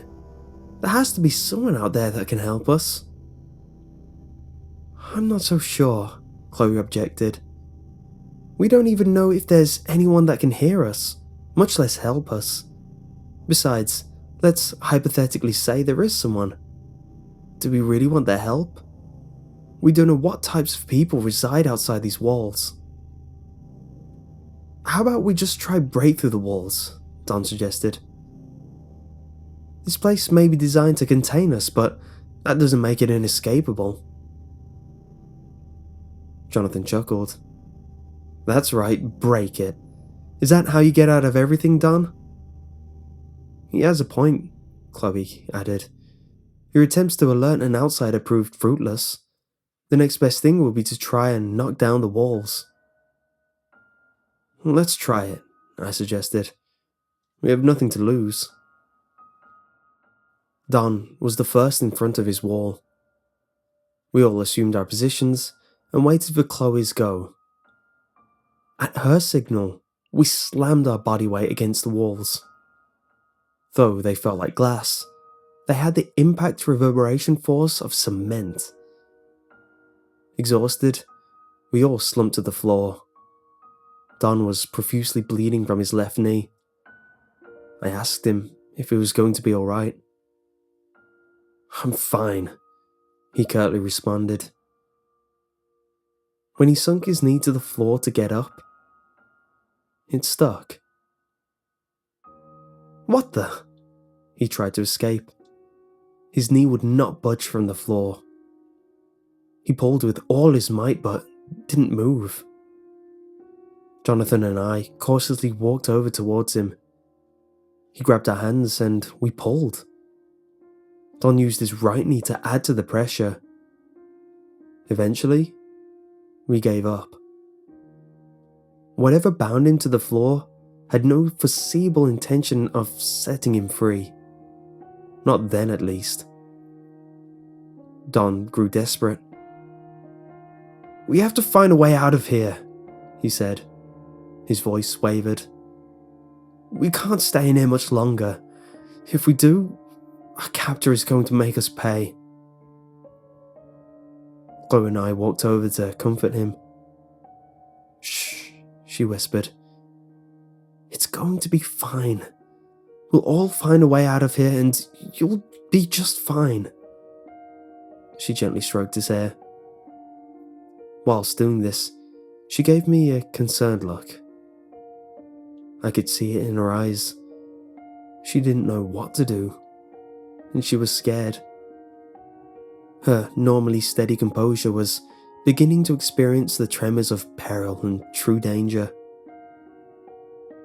I noticed Don's legs were beginning to grow a sickly blue. They were both motionlessly slumped on the shiny floor. I silently pointed this out to Chloe. She then got the attention of Jonathan, who in turn was as horrified as she. Don became very worried. "Guys, I can't feel my legs. Is there something wrong?" He twisted his body around to look at his motionless legs. He screamed in terror at the sight. Suddenly, his whole body dropped to the floor. Every part of his body became motionless. His face seemed to lose muscular control as well. We shook him, but nothing happened. Chloe cried out in horror. When Jonathan and I looked at her for an explanation, she wordlessly pointed to his leg that was fused to the floor. It was pulsating violently. It looked as if the room was literally sucking the life out of him. After a few minutes, the movement stopped. I checked his wrist for a pulse. There was none. He died. Right on that cold linoleum floor, someone close to us had died of reasons none of us knew. Jonathan pointed to the wall. 2 sheets of paper from before were there, alongside a new third. He took it off the wall. It said the most frightening and enigmatic thing yet. Yum. Everyone jumped back. The room we were trapped in had just consumed one of our friends. We were all numbed with shock. None of us knew who would be next to go. As we stood there, the lights grew brighter. I came to a horrible realization. There wasn't any way we could all escape the room alive. Our very presence fed its energy. Chloe began to cry. Jonathan hugged her and I absorbed myself in possible strategies of escape. I soon came to the grim conclusion that we couldn't attempt to leave immediately. Given the circumstances, I figured that these lights couldn't have power forever. I went to Jonathan to discuss the plan. Chloe was too traumatized to talk to anyone. "I think we've all seen too much tonight," I admitted. "You and I should get some rest and let Chloe have a space." "Tonight? How long have we been here?" I checked my watch. According to it, only 5 minutes had passed. The date had not even moved. 5 minutes? There's no way. Look! He saw the time and date on my stainless steel analog watch. Jonathan was just as bewildered as I.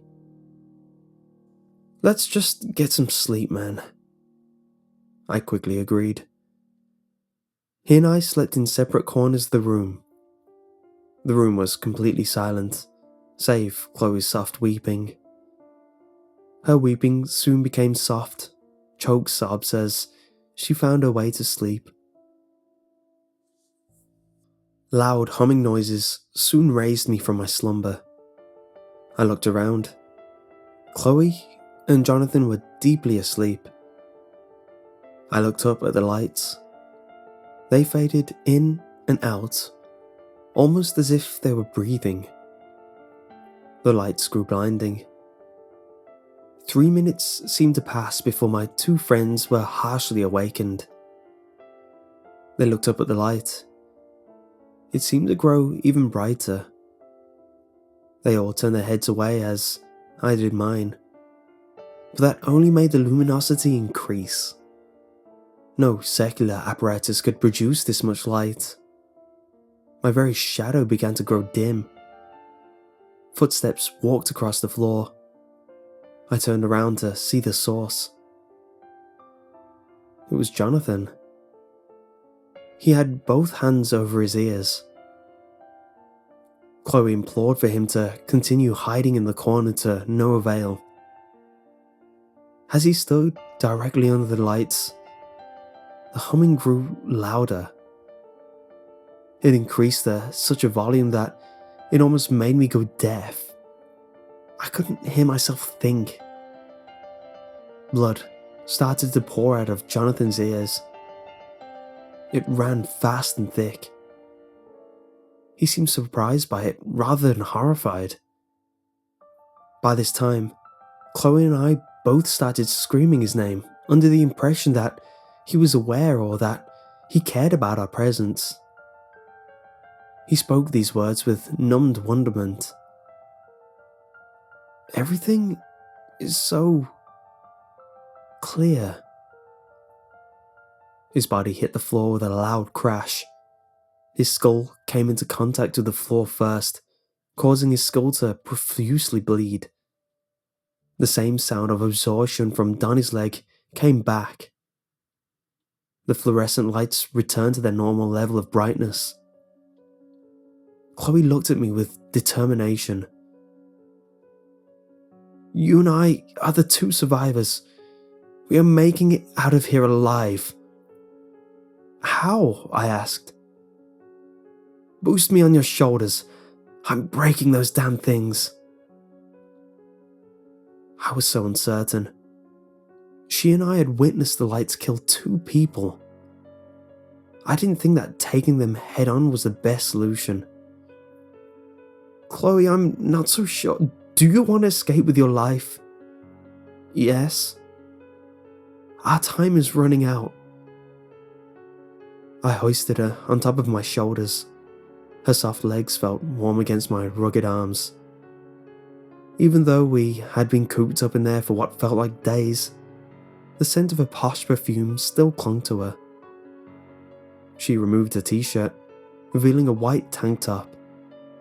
She took the white shirt and wrapped it around her right hand. Ready? She asked. Ready as I'll ever be. Shards of glass travelled everywhere as she hit the light. It broke in half above us. I wasn't harmed at all. Chloe, however, sounded hurt. I delicately set her outside of the mess to see if she was injured. I think I'm okay, she said, with a strong hint of uncertainty in her voice. I carefully removed her shirt from her hand. A large gash ran atop of her palm. She ran her fingers through mine and asked once again to check her status. I'm fine, trust me. She walked over to a corner. Taking a spare pencil she had in her pocket, she used the t-shirt to make a makeshift tourniquet. I smiled. She was always so resourceful. If there was a necessity, she'd always be ready to take care of it. Her intentions usually preceded her actions, but that didn't make her any less a friend of mine. Noticing the pile of glass around Jonathan's corpse, I snapped back to reality. 2 friends dead and 1 injured. This is where my fear had managed to get me. I felt responsible for their deaths. I felt that my presence that night at Jonathan's house was the underlying cause of all of this. If I hadn't gone, would any of this have happened? Would I be there? I sat, trying to find answers to these unanswerable questions. Chloe didn't utter a word. We both sat there, dead quiet, the persistent humming of the lights keeping us away from sleep. My eyes burned. Chloe's eyes were a deep red, and mine probably were as well. She and I both sat against the wall. I checked my watch. 2 more minutes passed over the space of what felt like 2 nights. The low sound of the fluorescence was starting to drive me insane. It struck a nerve that was very thin. I hadn't slept, eaten, or drank in what felt like days. Reality itself was beginning to blur. Inside that room, the bounds of time and space merged into one giant conglomeration of terror. To say I was sick of the room would be an understatement so ineffably grand that I would not acknowledge someone who purported to use such a word to describe our situation. Chloe began to meticulously unwrap a bandage. My legs popped in protest as I shuffled over to her. "How is it?" I asked, weakly. "Not so good," she replied. She sounded just as strung out as I was. "I think it's infected." Upon closer inspection, she was right. Her wound looked festered. It was puffy pink. Pus oozed out at all sides. Some of it was crusted with age. I looked at her face. She didn't seem shocked or taken aback in the slightest. In fact, she seemed quite intrigued. I do not know the force that made her do what she did next. Chloe heartedly licked the seeping wounds. Before I could object, she did it again. I groaned in disgust. Glass crunched under her shoes as she bolted towards the rubble of lights. Picking up a shard, she looked at me. I was gravely nervous. I spoke my next words with the utmost uncertainty and discomfort. "Chloe, what are you doing?" Her teeth hit a piece of glass with a sharp crunching sound. Her gums began to bleed, staining her teeth, lips, and chin red. She began to pick up more pieces and eat them. I was thoroughly mortified. She stuffed multiple pieces in her mouth at the same time. Her digestive system was reluctant to this, but she managed to keep everything down. Mercury dusted the insides of the lights, which she ate as well. The only sight I could possibly parallel this to would be a feral beast consuming its dead prey. Blood ran down from her mouth, down her shirt, but she didn't seem to care. As she ate more, the remaining light grew louder and brighter. At long last, she stopped. Walking over to the corner where she had sat previously, she uttered these last words with a sense of grisly glee. "So clear, so bright." Blood ran out of her stomach as the glass crushed inside of her. Chloe Brighton, the last of these friends of mine, died. I felt abandoned and destroyed. By what? My petty fright. I allowed it to escalate to a point where it consumed me, where it consumed my friends. I felt the worst for Chloe. In her attempt to eliminate my fear and help me, she ended up dead. I will never forget the stark level of poignancy that plagued me during those dark hours. I could only sit on the floor, a former and defeated shell of a man who was afraid. Afraid of something so menial that it was worth no amount of human life. I could do nothing but weep. If this was supposed to be my light at the end of the tunnel, I would have rather stayed in the dark.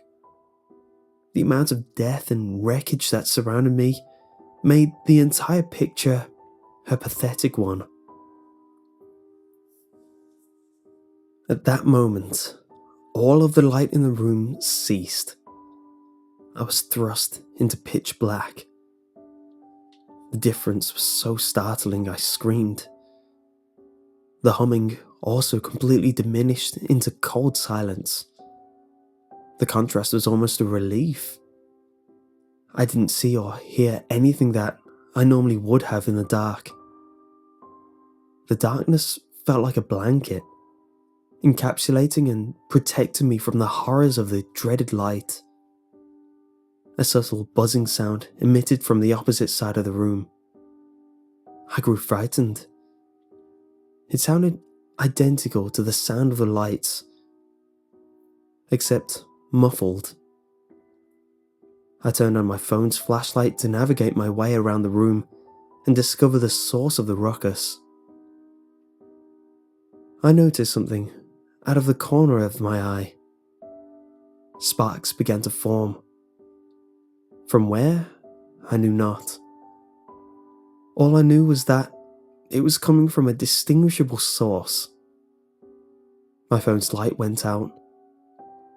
I unsteadily approached the sparks, shaking in fear of the possible source.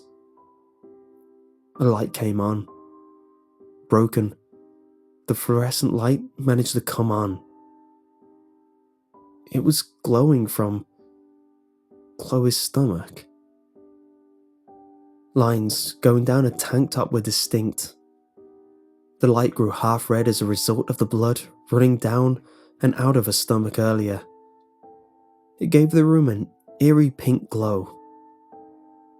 I saw the light slowly rise and come toward me.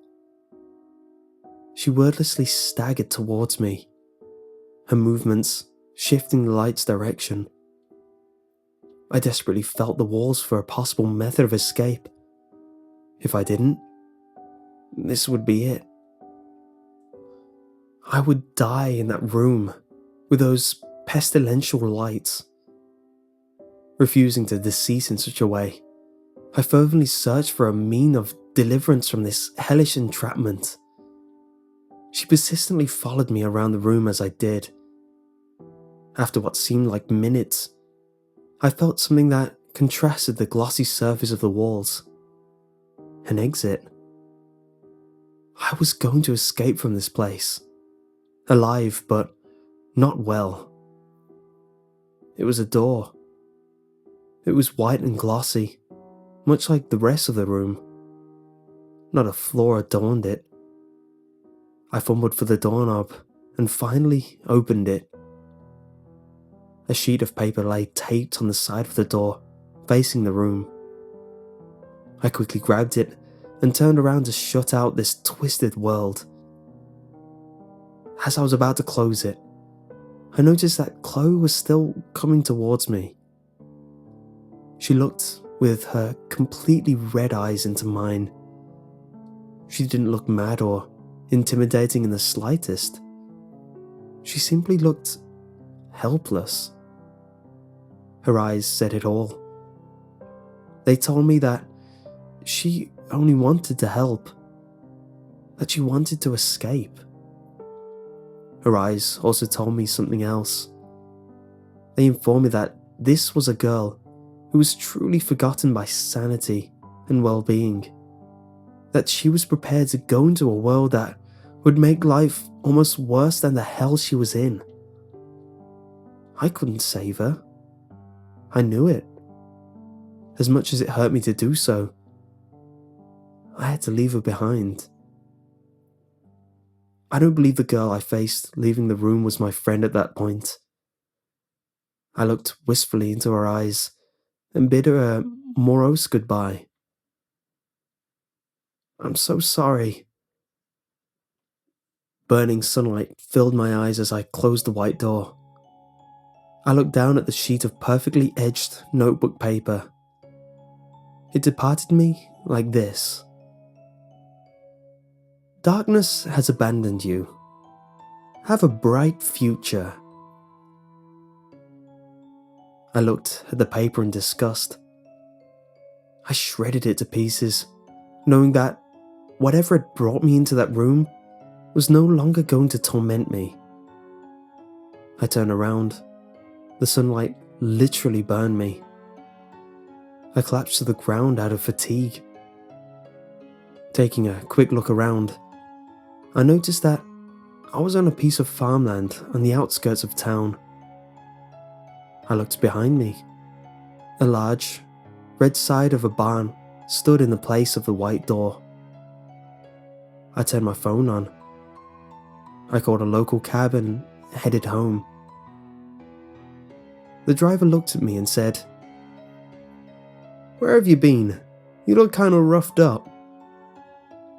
And I responded with the utmost sincerity, "A place where no man should ever have to go." He did not speak to me for the duration of the ride. I paid my fare and walked into my apartment building. When I saw my bed, I literally cried in joy. I was ready to sleep for a year. My curtains were drawn closed. As I went to turn off the lights, I spotted a bloody insignia right above the switch. I flicked the switch. Nothing happened. From that day on, I learned something that I now know to be fact. I will never fear the dark again.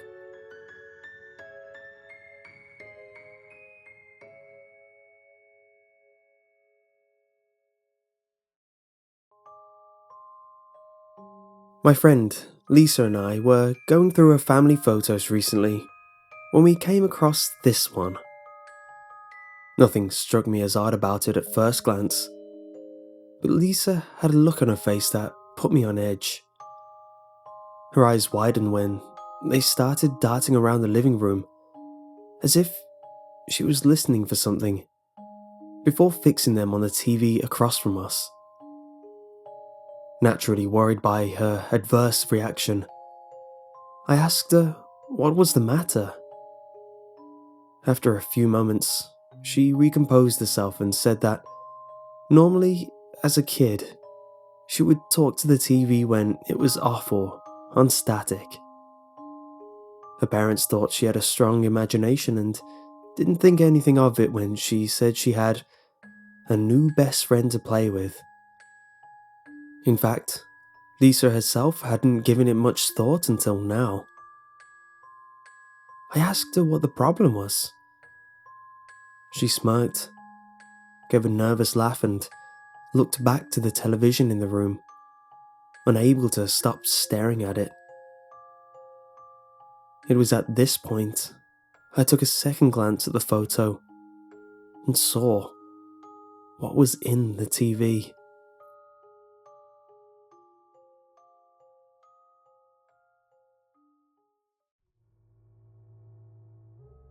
It was around 3 a.m. this June. I was on Skype with this cute girl I encountered on a forum a month ago. We were discussing about strange things that happened to me recently. Doors shutting, lamps turning on and off, even objects falling from furniture. She was talking about a ghost or a poltergeist who may have fun with this kind of stuff. But even though I felt paranoid, being paralyzed by the slightest noise, I couldn't believe in these stories. Well, that's what I've told myself all along. Something I knew I could regret sooner or later. I was in the dark, and I felt a little uncomfortable after our long debate on the subject. I decided it was time to refresh myself. I got up and entered my bathroom, and then washed my hands to make sure the water wasn't too cold. I stared at my reflection for a moment. After a brief hesitation, I bent over and splashed water all over my face. Then, I felt something unusual, like a slight airflow. I looked behind me. The door was closed. Did I shut the door when I entered the bathroom? I couldn't remember. I took a towel and proceeded to dry my face, unable to see a thing. While doing so, I heard a knock on a glass-like object. At first I thought it was coming from the mirror, but there was nothing except my reflection staring back at me. I put the towel back on the towel holder and opened the door, when I saw something in the corner of my eye and heard a little noise, like something had moved behind me. I quickly looked back at the bathroom.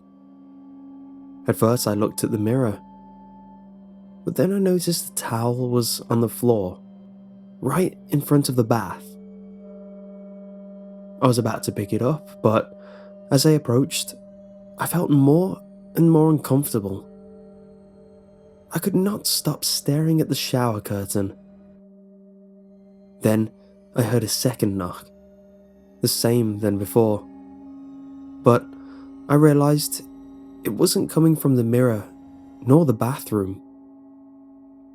I turned around and headed back to my room, letting the towel on the floor. Now, I was almost back to my bed when I felt like something was watching me. I looked through the window, but there was nothing unusual. I took my computer and asked my buddy if she heard the knocks on the glass or if it was her. "Yes, I did hear it," she said. "You still do not believe in poltergeist stuff?" I admitted having doubts about what I told her earlier. She then got up and said, "I'll be right back," and then left the room. She left the door slightly open, which made me uncomfortable for a moment. But then I heard this noise again, a knock on the glass of my window. I felt too paranoid at first and did not dare to take a look. I thought it was my imagination. But it knocked a second time. I looked up from my screen, only to find something was standing still behind my window, staring, grinning. I almost felt like it was laughing at me. My monitor being the only light source in the room, I could hardly see its face, but its smile. Its smile petrified me for a moment. After a few seconds, I heard a door open and footsteps. I could barely catch my breath when I heard, "Hey, I'm back." I looked back at the screen and understood it was only my buddy that had got back on the computer. I told her I had to show her the thing that was staring at me, but it had faded away before I could rotate my webcam. "Did it really scare you?" she said. "I thought you didn't believe in these things." Her reaction made me curious. Why was she so excited about this? I was so lost in my reflection that I thought I imagined what she said next. "Boo," said the ghost, and he disappeared. Before I could even react, the screen went black for a moment. It soon got back to normal, but something was on the screen. It wasn't the excited girl's face anymore. I saw a man sitting on his bed, facing the computer. In fact, the scene was very similar until I recognized it. It was my bedroom. On the verge of panic, I was still able to notice something odd. The angle from which the image was taken of my bedroom. It was as if something was right outside of my window, filming that exact moment. I looked through the window for a second before turning around to face my screen again. The delay let me see myself stare back at me through the webcam. The screen went back to the girl I've been talking to for the past month. Except this time, she was in near pitch black. She got closer to the camera and didn't do much for a few seconds. Still frightened from what had just happened, I didn't move, waiting for her to say something. But she remained silent. I didn't understand what was happening. I didn't understand until she started grinning.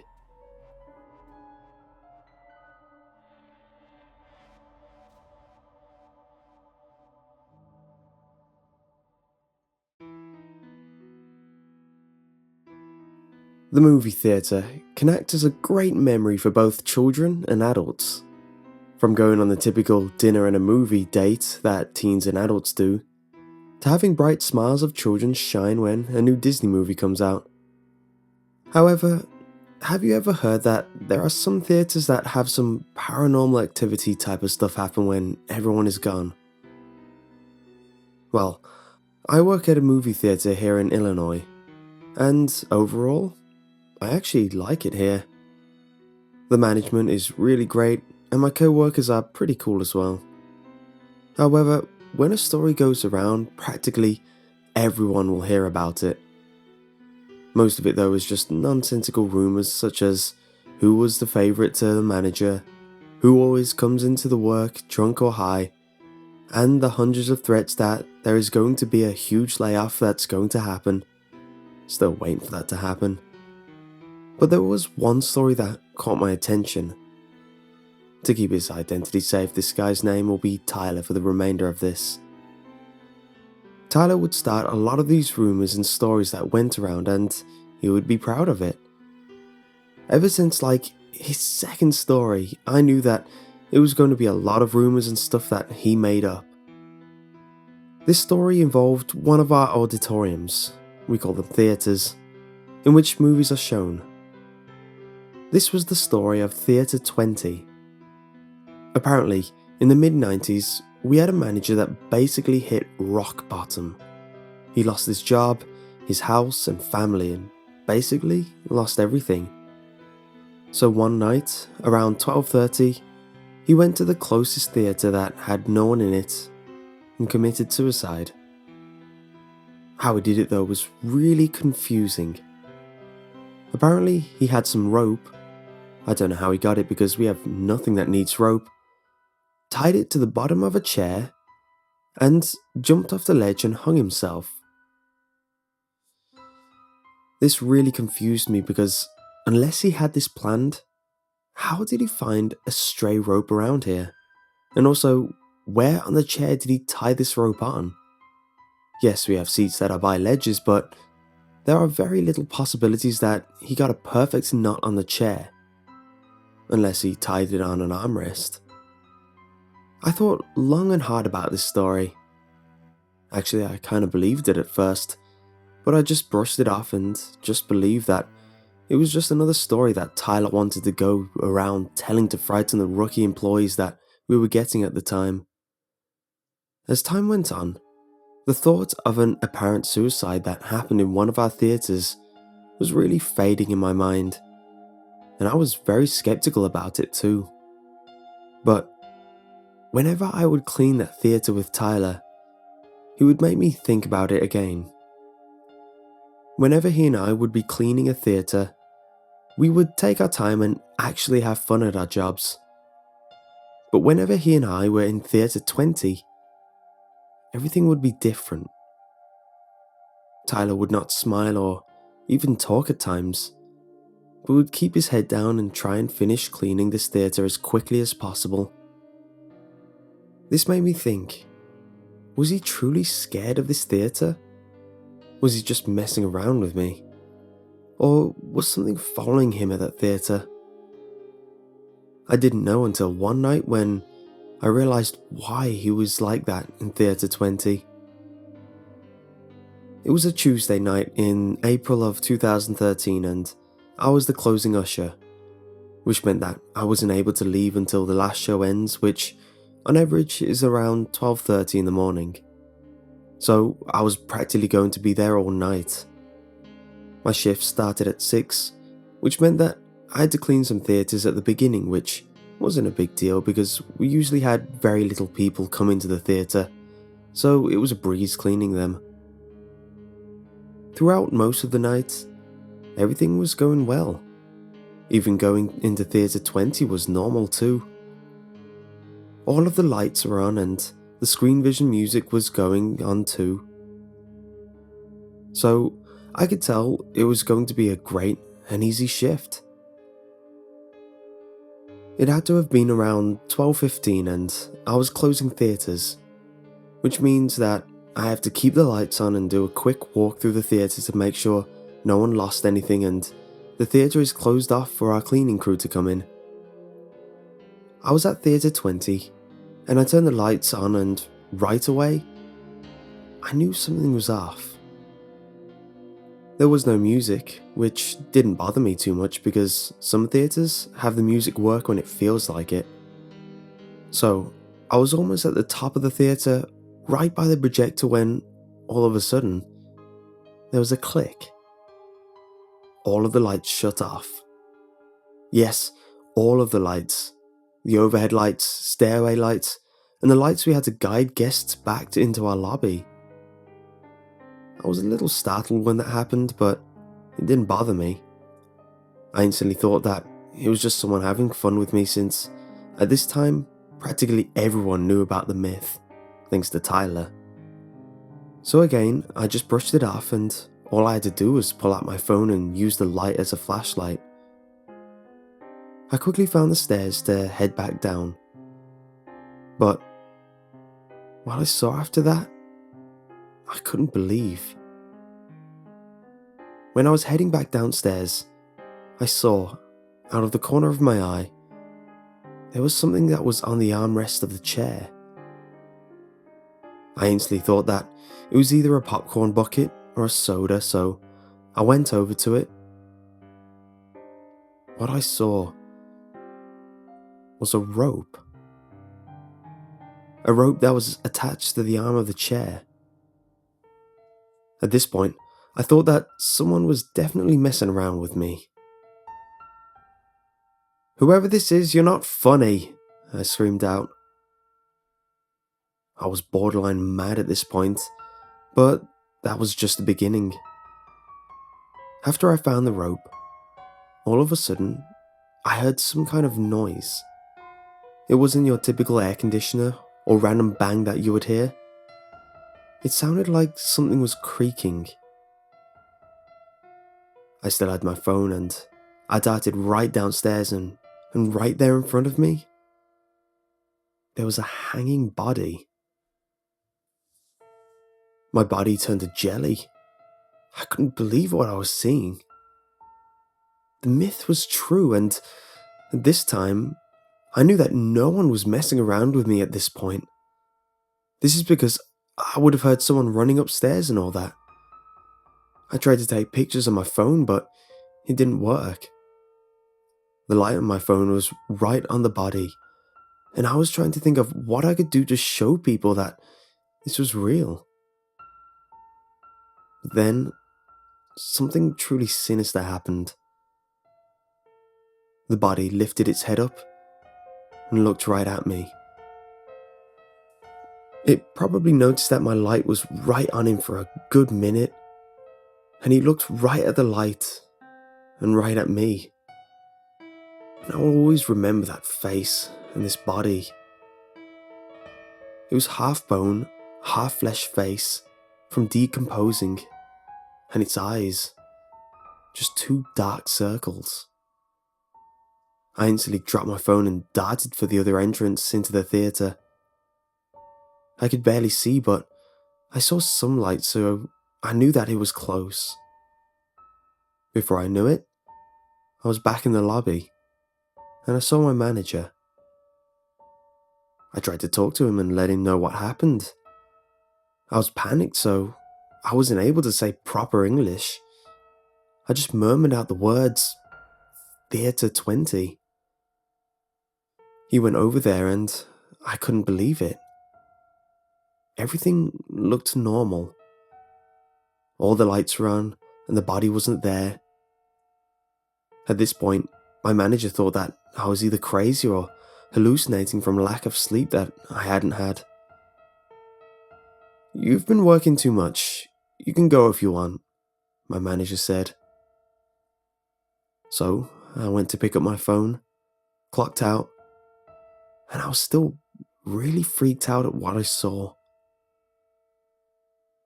The next 3 days I could barely function. I was barely sleeping because of the image of that body looking right at me with those blank eyes and that rotting flesh that was on him. I was always on my laptop trying to find answers to this. I found nothing. No news stories, any death reports, nothing. It left me with this question. Why does no one know about this? A man committed suicide, and I have nothing to see if this was provable to anyone. I worked again on that Friday, and I looked like a mess. I probably got about 5 hours sleep in those 3 days because of my nightmares. Tyler noticed me and he knew I wasn't myself. "Dude, you don't look too good," he said. I just played it off, just to show him that there was nothing wrong with me. I just have a lot of work to do for college. It'll be fine," I said. Before he was about to go somewhere else, I had to ask him. "Hey, Tyler," I yelled out. "What's up?" he said. "Were you here on Tuesday?"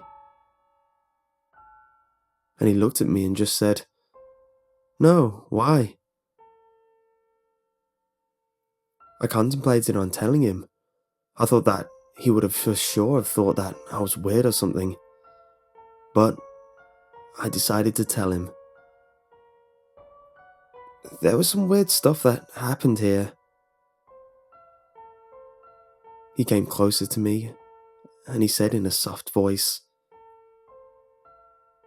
"You were the closing usher that night. I knew there was something about you. He saw you, didn't he?"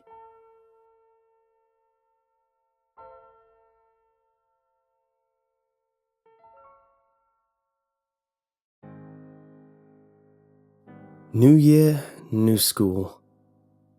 It's nothing really new for me. My family moves a lot. The school itself seems pretty normal, as do all the students and teachers. Or so I thought. You see, there's this one hallway. It's got the library and a few hardly used classrooms in it. That always makes me feel uncomfortable, even before I started hearing the rumours about it. I always try to shake the feeling off and tell myself I'm just being paranoid. Until, of course, one of the most popular rumours ends up being true. There's a girl who you can sometimes see staring out into the hallway from the window on the library's door. No one knows who she is, but there are about as many different theories as there are people in the school. The first time I saw her, I nearly had a heart attack. She's exactly like people describe her. A blonde girl wearing a hoodie with the hood pulled up, shattering her eyes and the whole upper half of her face completely. The lower half of her face suggests an expressionless stare aimed straight at the wall across from her. But I can still feel her eyes burning holes through my skin. A shudder runs through my whole body, and I hurry to my next class. Weeks later, and I've gotten used to seeing her. She's got no effect on me anymore, and I don't even remember she's there most of the time. She also hasn't budged an inch since the first time I've seen her, and I'm convinced she's completely harmless. So now I'm on my way to my next class, and I happen to be passing through the hallway. "Won't you join me?" Hardly anyone ever goes down this hallway unless their next class is in it. so I jump a little and turn around, hoping to see who it is. No one's there except the girl in the window, so I shake it off as my imagination and continue walking. I'm so lonely. I turn around again. Still, no one. Only now the girl in the window's lips are twisted into a toothy smile. I feel the hair on the back of my neck stand up, but I try to continue to my next class. Where are you going? The voice is beginning to sound slightly annoyed with me. I walk up to the library door and look the girl in the window dead into where I think her eyes are. What do you want? I demand, slamming the side of my fist against the window. It's lonely in here. Won't you join me? Just then, I hear the teacher's voice behind me. Get to your next class. I spin around and glare at the teacher for a second before I start walking down the hallway. He heads back to his classroom and I creep back to the library window. She's still there, still smiling. Come on, she says. We can be friends. I'd rather die, I snap, regretting it instantly because she could probably arrange that. No, you wouldn't. Her voice has become almost a growl. She raises her hand to the window and I'm surprised to see them actually go through it and grab my wrist. Come here, join me, join me! With every sentence, she jerks my arm towards her, pulling harder each time. Join me, join me! Her hood falls back, revealing black hollow eyes where her eyes ought to be. I let out a scream and pull against her as hard as I can. Stop fighting! At this point, she sounds almost like a dying cat, and her voice only becomes more horrified as she repeats her words. Come on, quit fighting!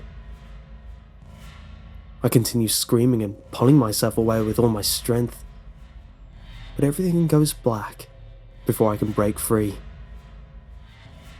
When the darkness fades, I find myself standing in the library, looking out the window at the hallway.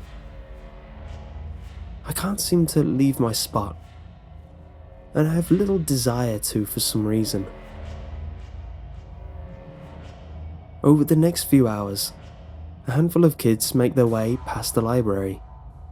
None seem to notice me, except one blonde girl with dark eyes, who stops and looks at me. Her lips curl up into a twisted smile.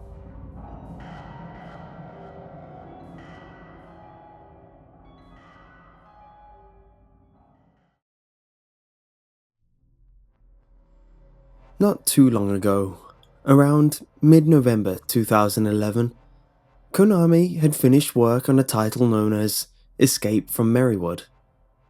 This particular game was more of an experiment in design and advertising rather than a AAA project, not given any advertising or knowledge to press of any sort, and initially only released in a few locations as a test release. Due to the minimal cost of its development, such an experiment was not at all costly, at first. The game released on Xbox 360 and PlayStation 3, no Wii version for reasons that will soon be obvious. Only in a few select GameStop stores peppered throughout the states of Massachusetts and Maine, included with a special code to be entered into their website, which would allow direct feedback to the marketing and PR departments.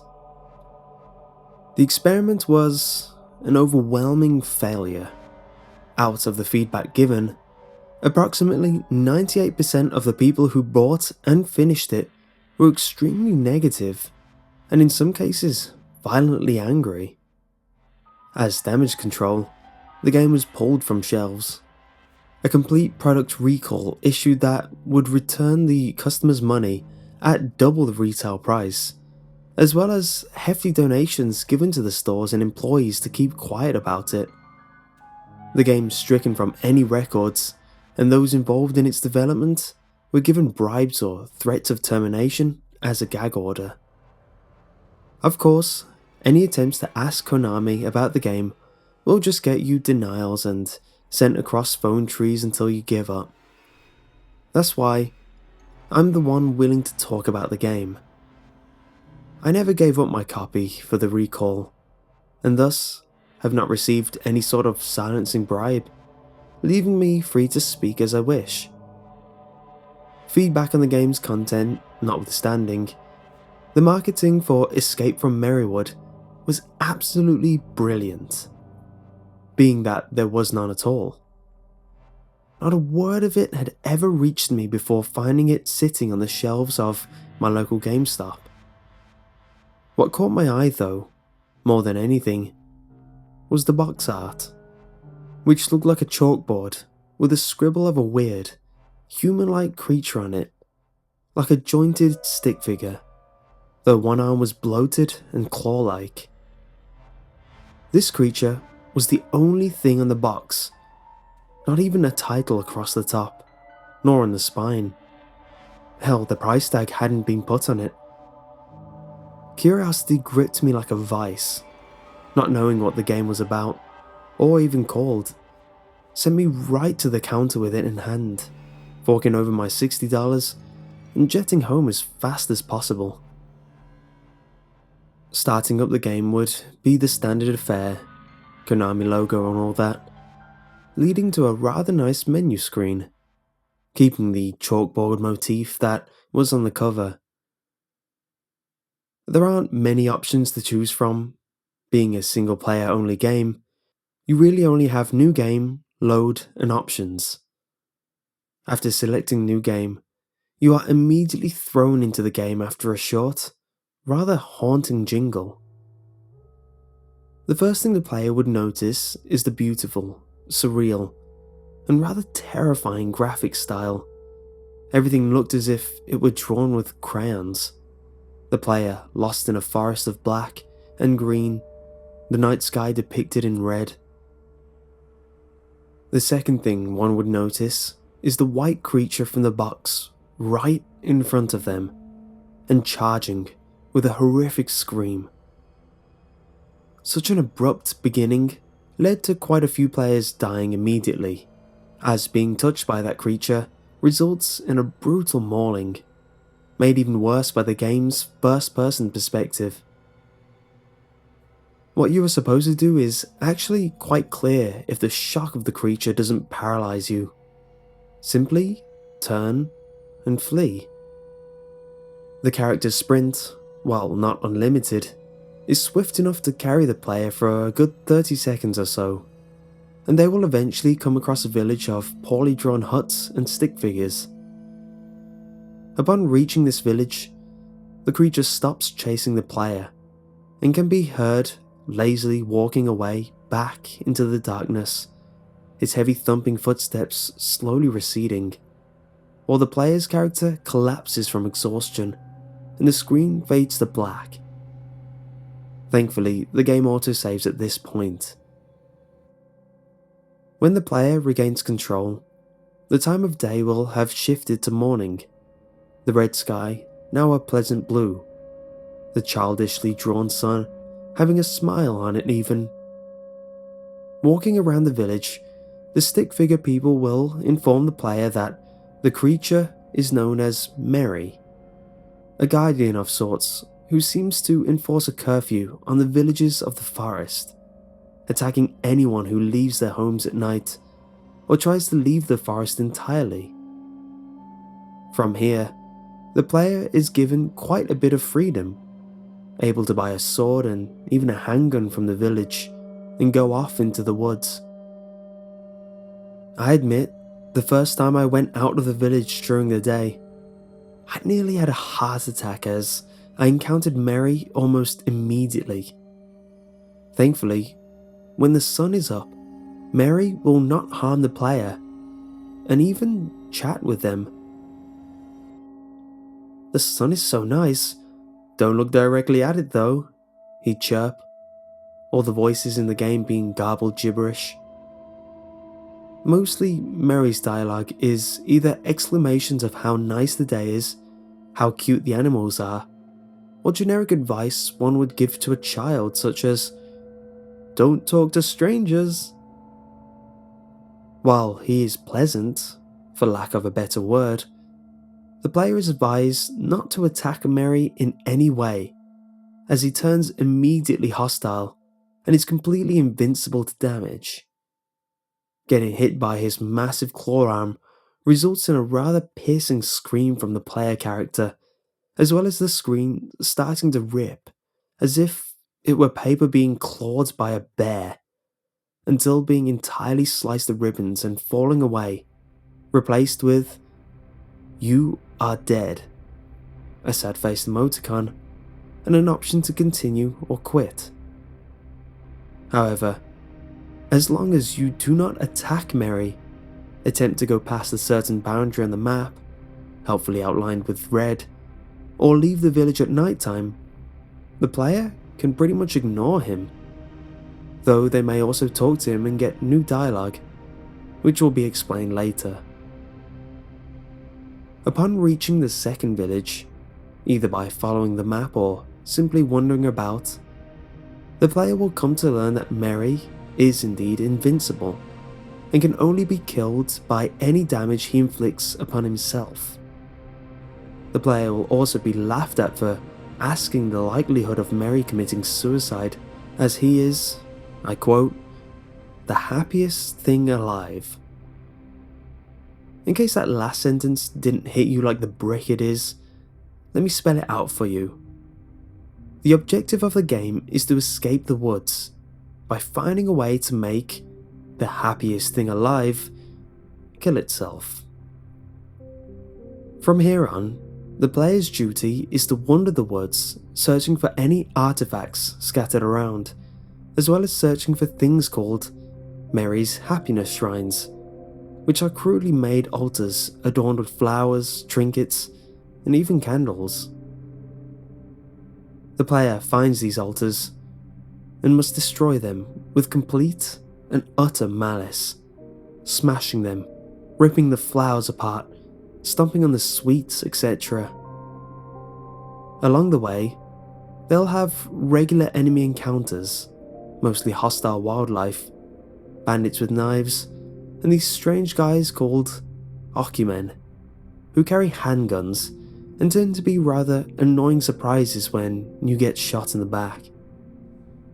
In addition to breaking these altars, the player is encouraged to observe Mary, see which animals he's taking a liking to, or what items he seems fond of, and either killing or destroying them while he is away, or finding a way to do so right in front of him without being seen. This is where Mary's additional dialogue comes in.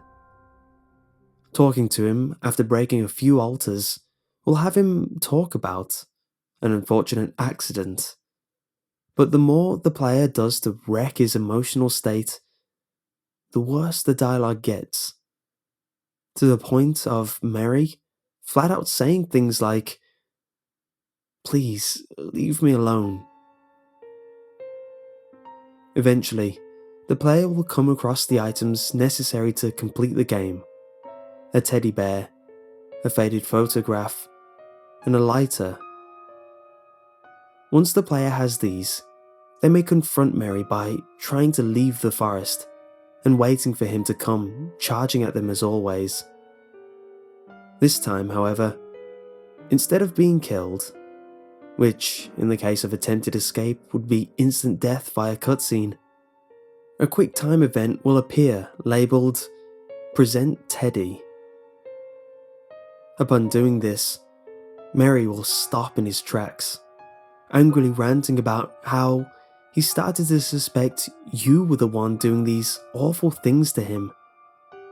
If you wait too long, Mary will attack and kill you. So instead, the player has to ignore his ranting and press the attack button, which will lead the character to rip off the teddy bear's head. Merry will screech in an agonized fashion, his angry rant turning to one of a child whose pet just died, and from this point, he will not attack. The player must continue the attack button, the sequence of events following being throwing the teddy bear to the ground, taking out the photo, setting it on fire, and tossing the flaming photo onto the ripped teddy bear. The entire time, Merry will be screaming, sobbing, saying how he just wanted to make you happy. But the player is to ignore this and continue pressing the button, which will lead to the character screaming insults, telling Merry nobody likes him, and that he'd be better off dead, and flat out telling him to kill himself. And the last few lines simply being, "Do it," repeated again and again. After a painfully long time telling this creature to die, the weapon select will appear on screen, though the option equip is replaced with offer. From here, the player can choose anything. Giving Merry a sword would lead him to stab himself repeatedly. Giving him nothing, he runs into a pack of nearby wolves and lets them devour him. The most painful to watch, though, is giving him a shotgun, where the beast will clumsily fumble with it until the barrel is in his mouth, and pulls the trigger with his normal hand. Regardless of your choice, though, the instant Merry falls dead, the music comes to a halt, and the graphics suddenly change, going from the crude crayon look to sudden realism. The perspective remains in first person as the player character steps over something that can't be seen and calmly exits the forest, stepping out of the woods onto a highway where a beat-up old truck is waiting. The entire time, only the sound of footsteps, the opening of the truck's door, and the starting of its engine are heard as the player character begins to drive off. The game ending with a sudden cut to black, no credits, and booting the player back to the main menu.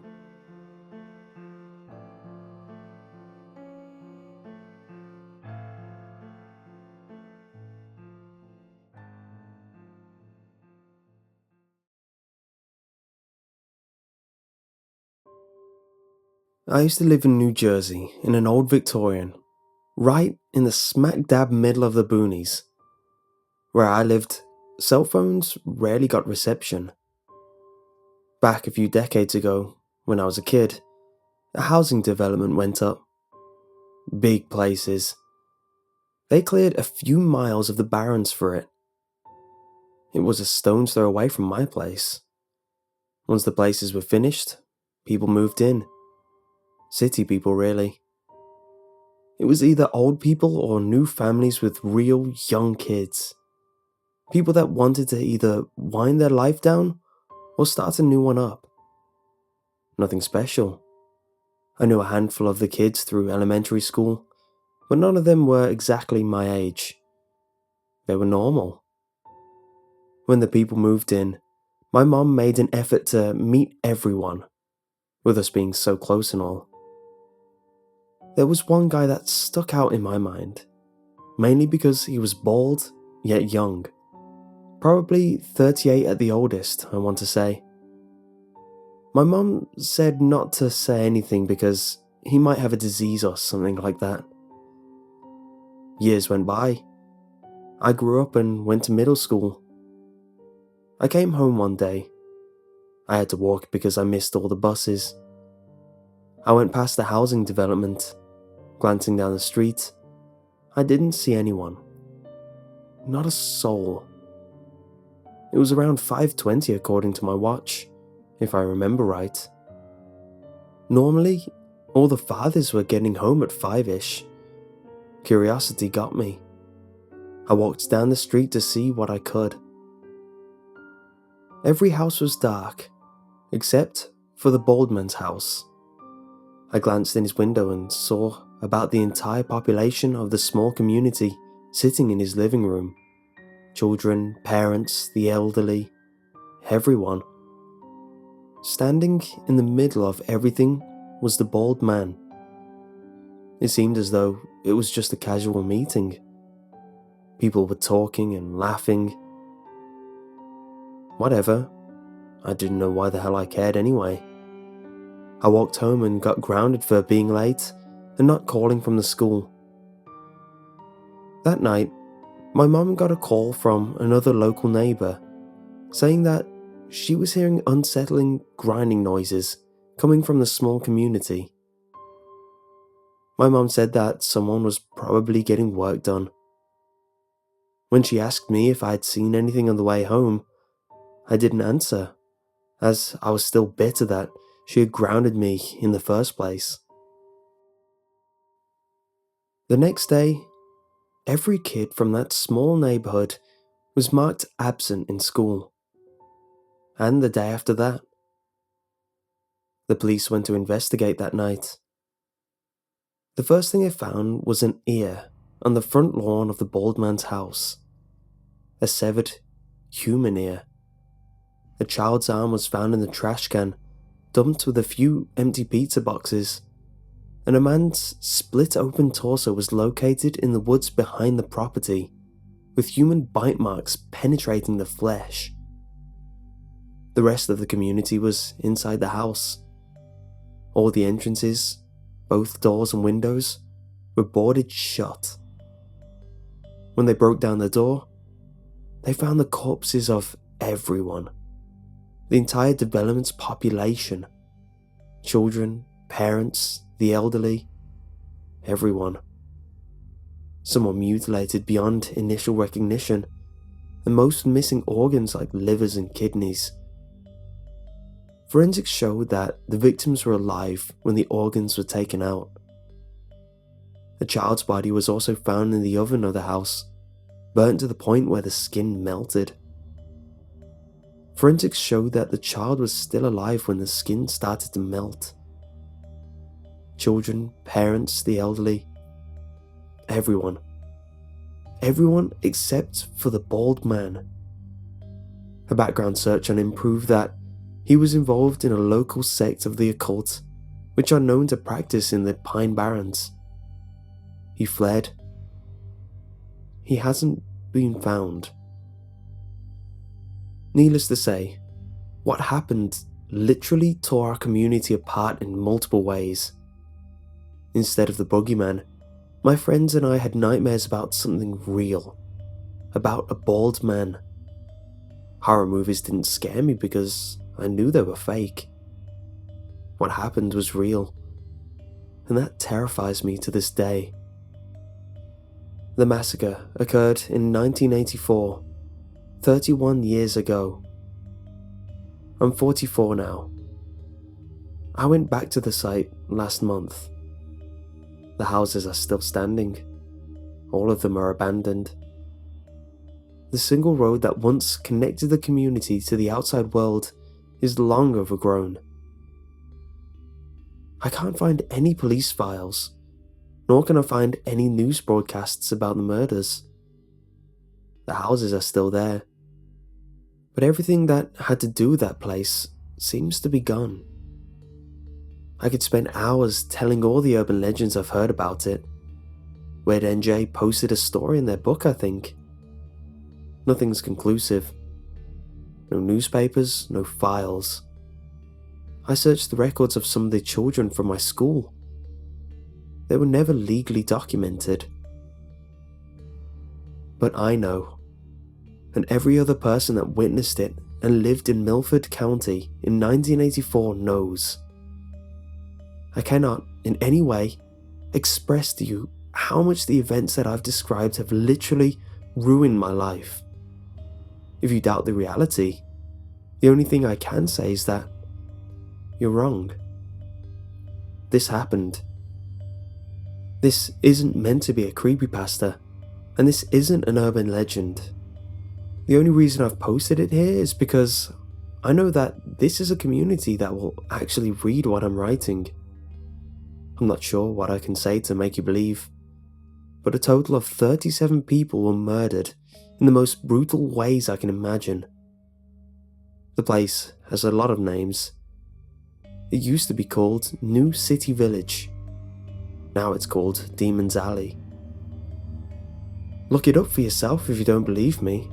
I'll add links in the description. People need to know about this. For all it's worth, please share this.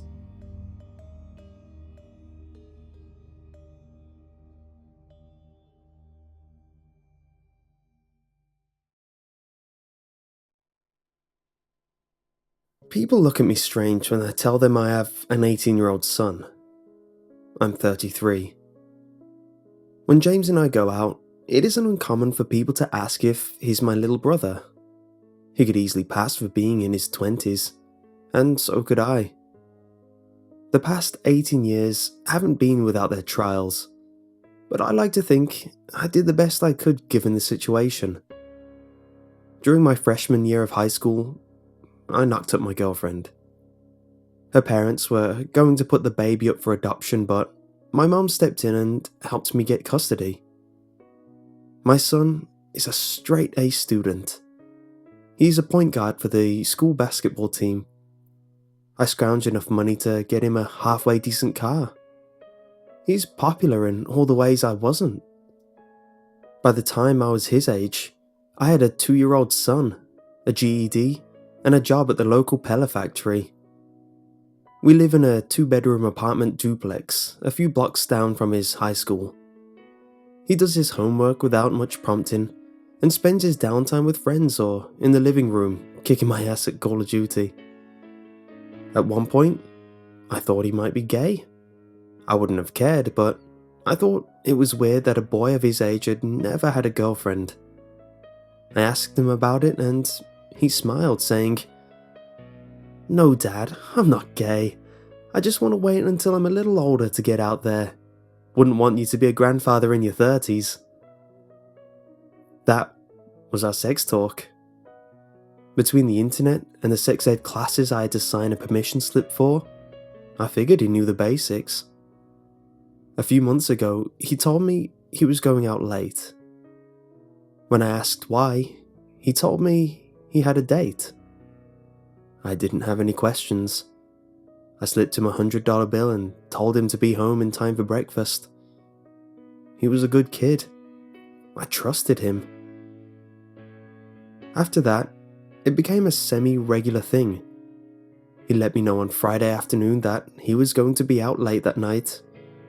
Each Saturday morning, he'd be home and sitting on the couch playing the Xbox before I climbed out of bed.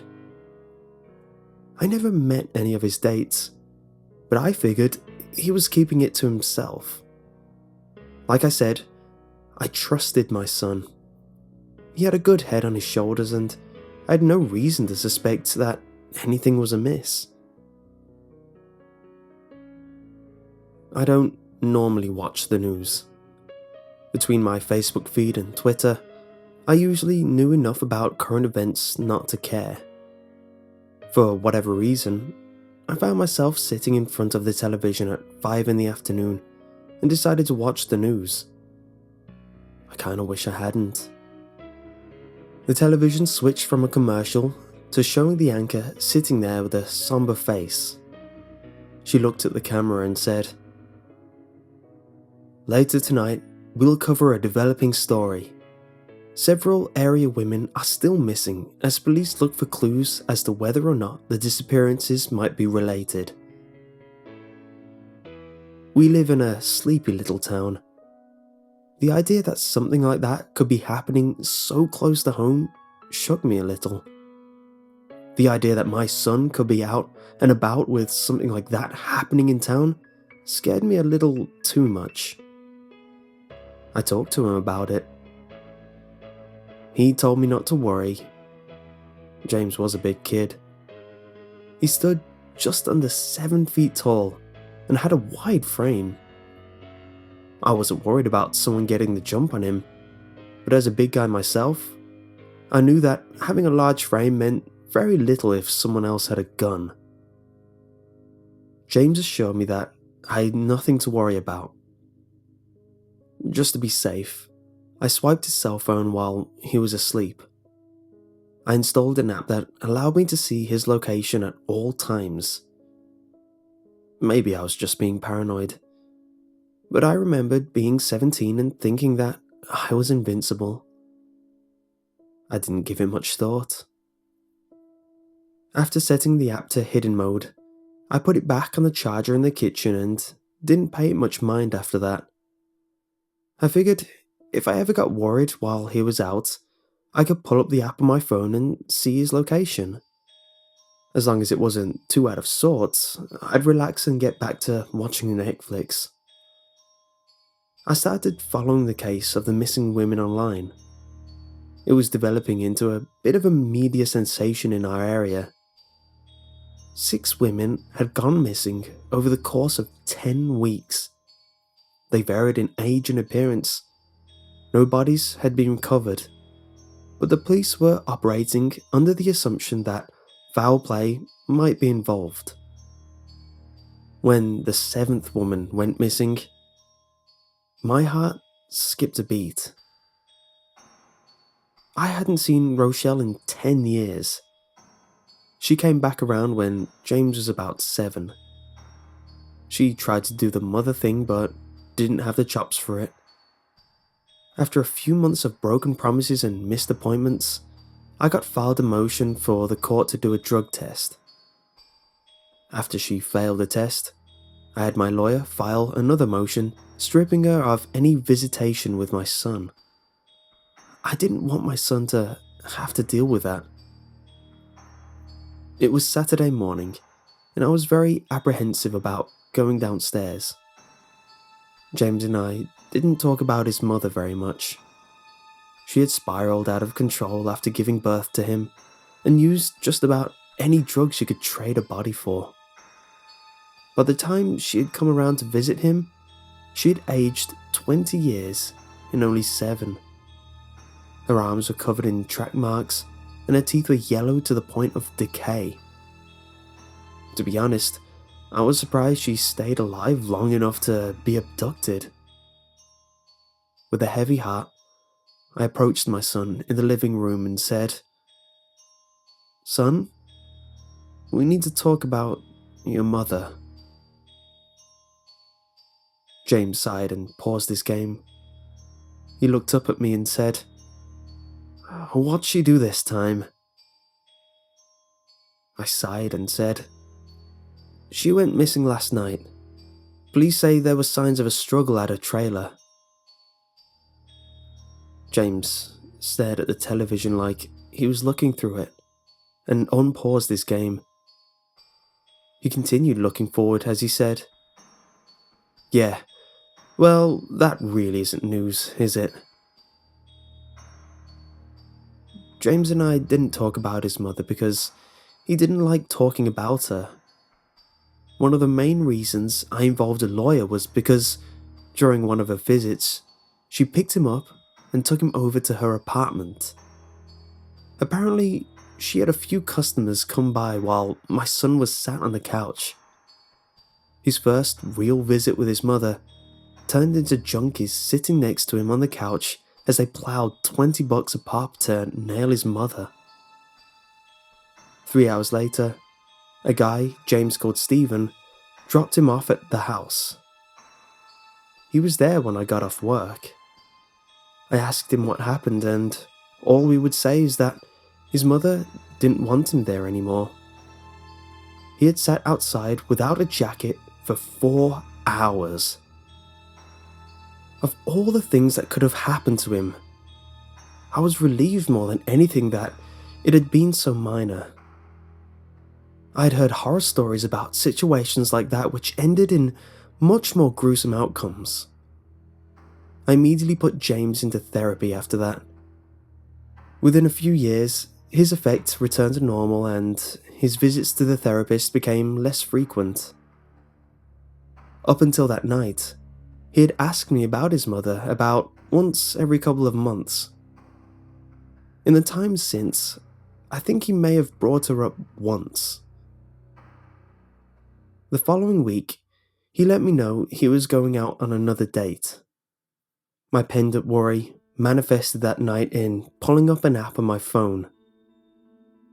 He drove to a random address on the other side of town and then out to a spot in the middle of nowhere.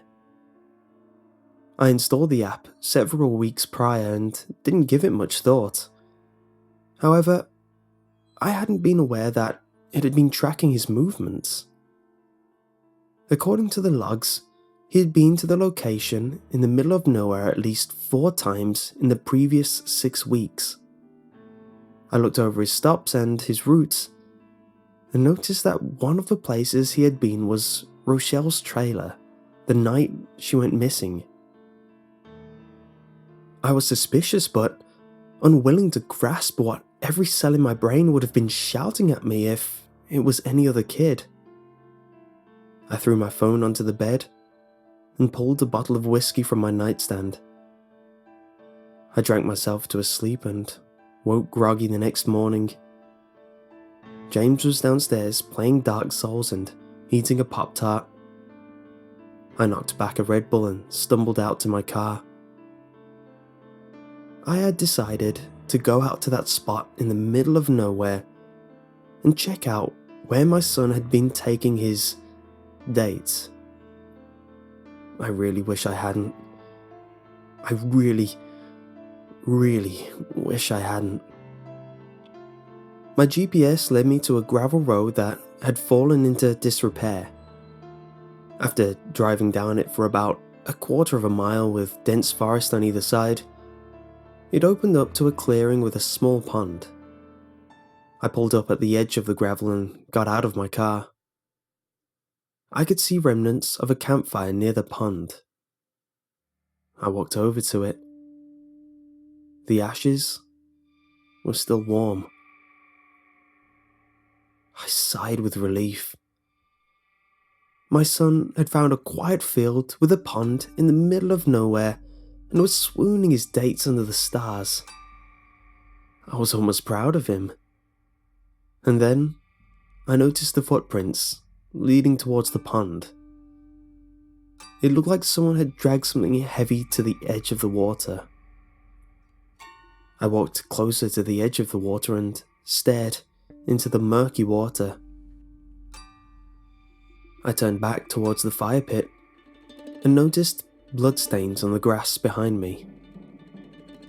With some trepidation, I waded into the water, and about 10 feet out, my worst fears were confirmed. I stepped on something hard. I reached down to feel what it was, and it was a thick logged chain. I pulled on it to reveal a waterlogged body wrapped in a blanket. I pulled away the cloth to reveal a bloated face. It was Rochelle. I quickly wrapped her body back up and pushed it under the water.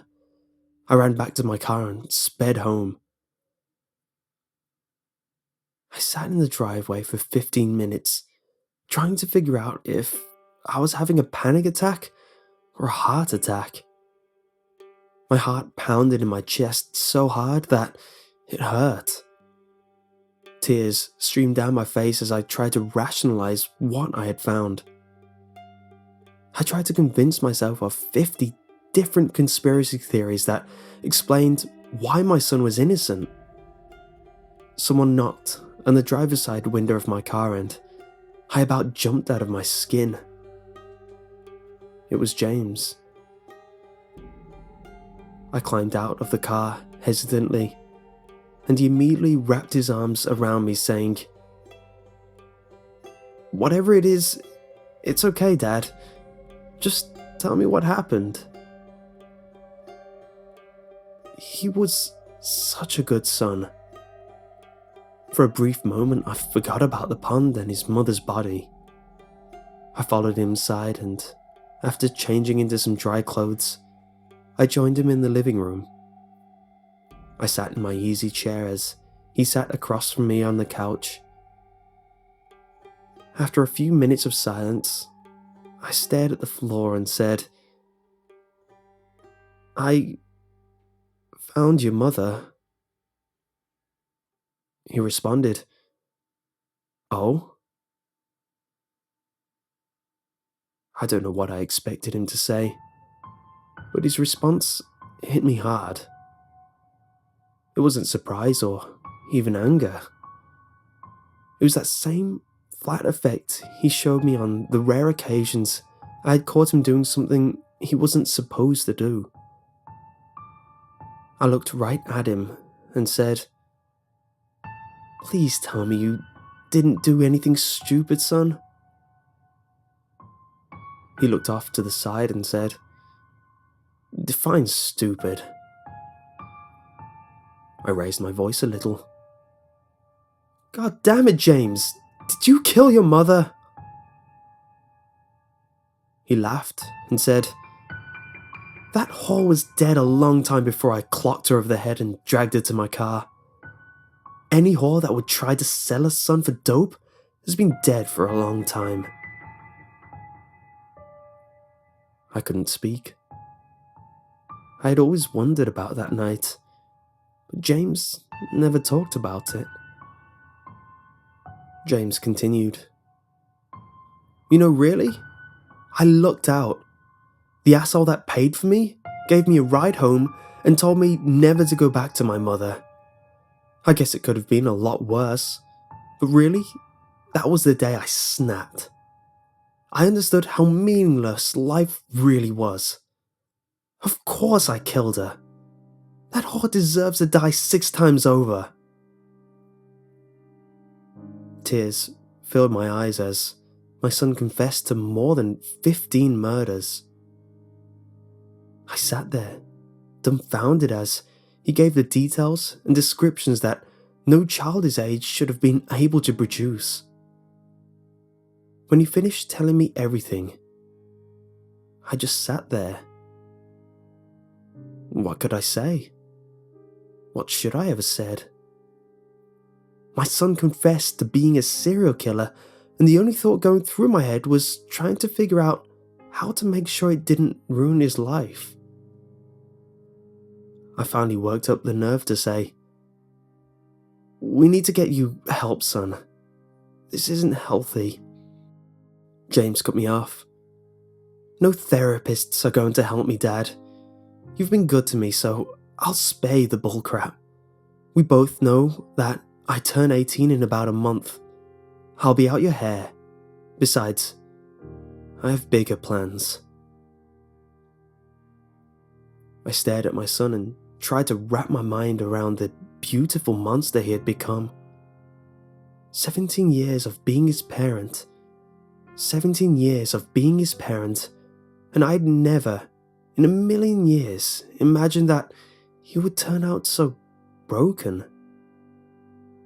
I quit my job about a week later. By his 18th birthday, I'd burned through most of my savings drinking and trying to forget what I had learned. Sure enough, the day after his 18th birthday, he was gone. Any part of me that held hope for him was lost a few weeks later when police discovered the bodies in the pond. By that point, he was long gone. I received a postcard a few weeks ago. It was a picture of a sandy beach. On the back were the words, "Hey Dad, just letting you know I'm fine." I tossed it on the table next to the door and went back to drinking. Part of me wants to go to the police and tell them everything. It probably wouldn't be that hard to track him down. Still, he's my son. I'm willing to do plenty of things, but serving my son up for the crimes that would land him on death row sits out of my level of civic duty. The guilt gets a little worse each day. For now, all I can do is hope that he really is fine. I have no idea where he is. I don't want to know. All I can do is hope that he stopped killing. He really was a good boy. He's tall and charismatic. I'm sure he'd make it big if he just tried.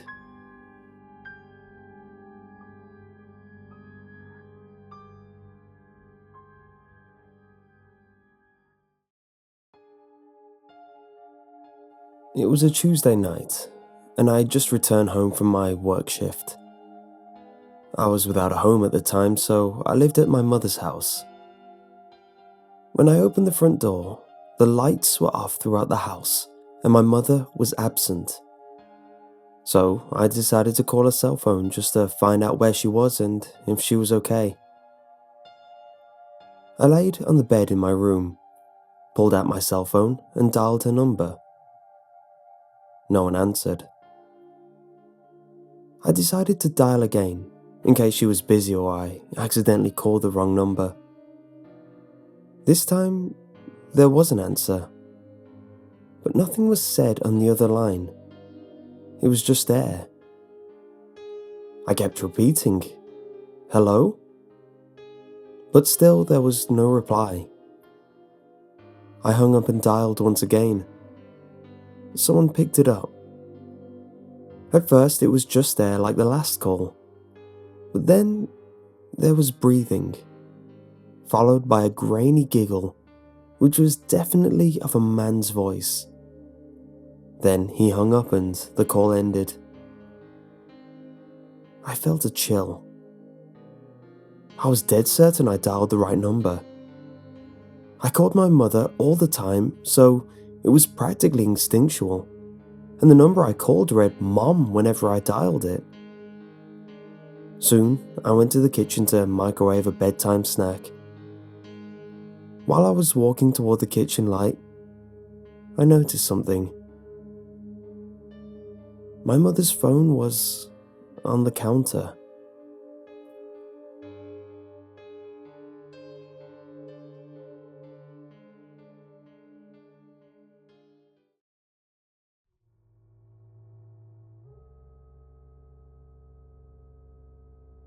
I have nightmares where I'm trapped in the shower. A drain is plugged, and the water won't stop pouring down on me. Water rises to my ankles, to my waist, and then over my head. The shower curtains turn to glass, and my screams turn to gargles. A dark figure presses its face against the glass on the other side, and it watches me. I bleed, but it won't let me out. I swallow water and flail helplessly in my glass coffin. I wake up gagging. I know where the nightmare came from. I never have to dig deep. The incident is never far from my subconsciousness. Finding it is easy. Getting over it is not. It was the summer of my 12th birthday when the Hudsons moved in across the street. 3 people, one of them a really old woman. She was tiny, frail, skeletal almost. Thin white hair, faded blue, flowery dress. Her head hung from her neck and it wobbled as the man pushed her up a makeshift wheelchair ramp into the house. At the time, I couldn't figure out if she was alive or dead. A few minutes later, she appeared in an upstairs window, sitting in a wheelchair. She was directly facing my bedroom, and I cautiously peered out from behind my curtains. Her head was upright now, and she stared at me. Just stared, without moving her head an inch. I closed my drapes. For days, she sat at the window. She watched the cars putter down our suburban road and gazed at the neighborhood kids scurrying through their yards. I never saw anyone else in the room. Never saw her move from that wheelchair. At night, I'd nervously peek through the crack in my drapes. Her silhouette was still in that window, lights off, staring out into the darkness in my bedroom. I couldn't tell, but I knew she was watching me. The stories about her cropped up pretty quick amongst my friends in the neighborhood. That she was a witch, that she was just a doll, that she was actually dead. But I knew she wasn't dead. Sure, I never saw her move from that window, not once, and I never saw her head turn. But I felt her eyes move as they studied me. I could feel her watching me. All alone in my bedroom, in the middle of the night with my drapes firmly shut. I'd wake up and shudder. Her eyes were on me. I just knew it. I began sleeping on the floor. The lower I was, the better. Maybe she couldn't see me if I was on the floor. I told my parents that the old woman across the street was creeping me out. I pleaded with them to talk to the Hudsons and ask them to move her to a room without a window. They laughed and told me to let her live out her twilight years in peace. She was just watching the street, they said, and that probably made her feel happy and feel younger. Are you just going to stick me in a windowless room when I'm an old lady? My mum laughed. Remind me to move in with your sister when I'm in a wheelchair. A week later, there was some commotion at the Hudsons. I watched from my bedroom window as the man ran out from the house and opened up the double doors of his van. He jogged inside and reappeared minutes later, pushing the old woman in her wheelchair down the ramp. She looked frailer than before. She couldn't have weighed more than 70 pounds. Her head was flung to the side, resting on her right shoulder. Her body jostled in the wheelchair. But her eyes never left me, watched me the whole time. The man picked her up and placed her in the car. He folded the wheelchair and stuffed it in the trunk. He quickly hopped into the driver's seat. The younger woman pounced onto the passenger seat, and the man put his foot to the pedal. The old woman's limp head still faced me. It bobbed up and down as the van reversed down the driveway. I studied her face. It was expressionless, emotionless. Her tongue slightly hung from the right side of her mouth. But her eyes were on mine, and they stayed on me. The van accelerated down the street, and it was gone. My parents heard the news that afternoon from other neighbours. The old woman's condition was getting worse, and the Hudsons had taken her to some sort of home. She wouldn't be coming back. I went straight to my bedroom, and I looked across the street. I smiled. Her window was finally empty. The Hudsons didn't come back the next day. No van. That night, I looked out towards the old woman's window. There was no one there. No wheelchair. But the bedroom light was on. I remember telling my dad I thought it was strange, and he just shrugged and said, "Must be on some sort of timer or something." I woke up in the middle of the night and nervously peered out my bedroom window. That bedroom light was still on. It suddenly flicked off, and I ducked below my window frame.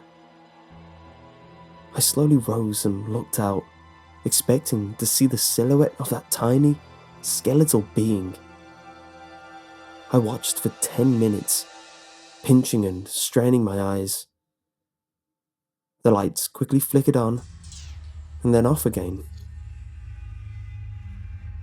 I slipped on the floor again, clutching my pillow close. I had a late baseball practice the next evening. When I got home, my house was empty. My parents were at my little sister's softball game. I headed to the shower to rinse off. About 3 minutes into my shower, I felt cold. The hot stream was escaping the bathroom somehow, which didn't make sense because I had shut the door. I wiped the shampoo from my eyes, turned my head, and heard a strange noise that would haunt me in nightmares for years. The metal rings of the shower curtain being dragged across the shower rod. Someone was slowly opening the curtain. The shampoo stung my eyes, and through the stinging, I saw a dark figure behind the curtain. Long, pale, bony fingers gripped the curtain as it slowly opened. I instinctively backed up in the shower, and the curtain opened completely. There stood the old woman. I must have only looked at her for 1, maybe 2 seconds. But at that moment, time stood still. All these years, and I can still draw you a vivid picture of the horrifying image in front of me. Deceitful white hair, crazy in her eyes, bones jutting out from under her stretched skin, stark naked. Blotchy skin, warts all over her body, skinny breasts hanging to her waist, hair where I didn't know people could grow hair. She smiled, grotesquely. I felt the shower tile against my back and the hot water pour on my face. In her other hand, the old woman held a letter opener. "August," she mumbled. "August, August, August." I leapt past her, knocking her tiny body to the floor. I ran downstairs, naked and sopping wet. In my panic, I somehow remembered I was nude, and I yanked a pair of shorts out of the hamper in the laundry room, sending the hamper crashing to the floor. I hightailed it on foot down the street, eventually winding up at my friend's house. When the police arrived, they found the old woman, crumpled to a heap in the bathroom. The shower was still running. The policemen were all really nice to me, admiring me for my bravery. I told them what they said to me, August, and asked if they knew what that could have meant. "It'll be August in a few days," one of them shrugged. "And you can never fully understand old and crazy, son." The Hudsons only came to our street once more to retrieve their stuff. The "for sale" sign was up in days. My mom told me they couldn't face the neighbours for what happened. Apparently, they had taken the old woman, the man's mother, to a special home downstate. Somehow, some way, the woman managed to escape the home and caught a bus back to our town. It never quite made sense to me. She was so old, so frail, so helpless. She could barely move those weeks she lived in that house. How had she managed to travel hundreds of miles on her own? Anyway, as you can imagine what this did to me, I didn't shower for 21 years. I took baths, which I suppose aren't that different. It's still a tub and involves hot, soapy water.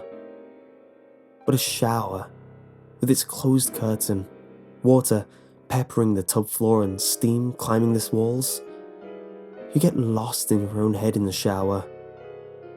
Thoughts consume you, and it feels so utterly safe.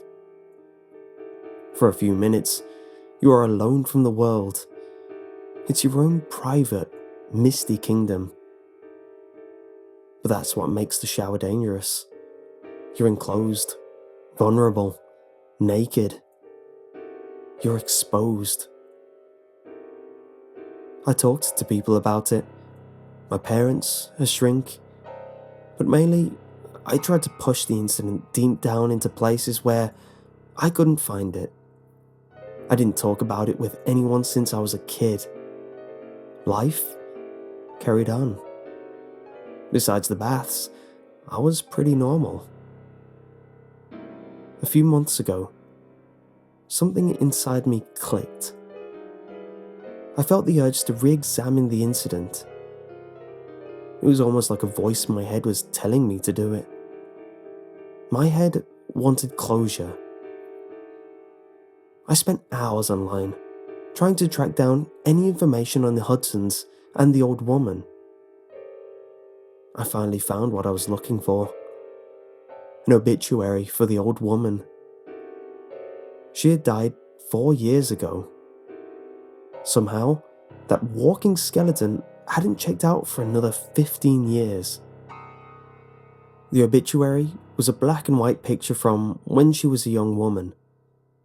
It was a photo of her and her deceased husband on their wedding day.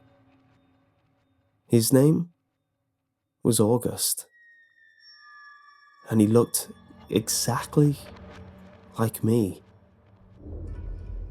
I closed the browser and stared at my computer desktop for 10 minutes.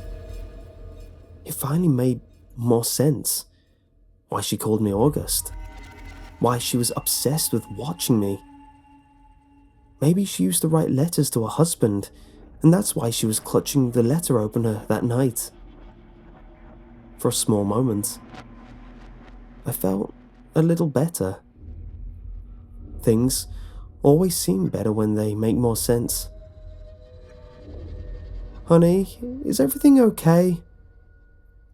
It was my wife. I think so, I said. I took the first shower I had taken in years that night. I didn't even jump when the curtain rungs dragged across the shower rod and my wife entered.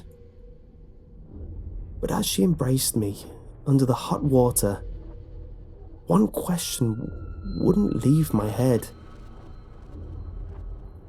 How come the young woman in that wedding photo looks exactly like my wife?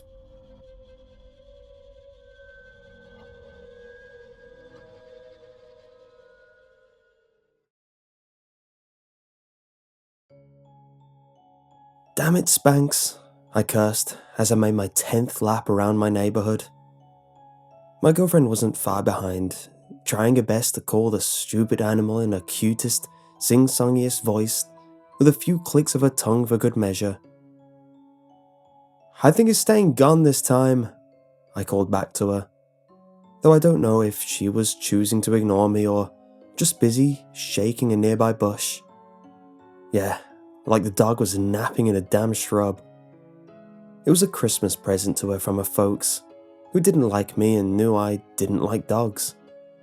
I think they figured it would drive us apart, but I managed to tolerate the smelly, drooly animal just to spite them. As I passed each telephone pole, I thumped each of our lost dog posters. I wanted to take them down and stop this frantic worrying about this animal's well-being. Hey babe, my girlfriend called to me. Can you go a street over to the cafe and get me a hot chocolate? It's so cold, and I don't want to freeze out here. Thanks. Oh, well then maybe you should go back in, dearest, I thought. So you're worried about the freezing in the 60-degree weather, but not the dog first? Jeez.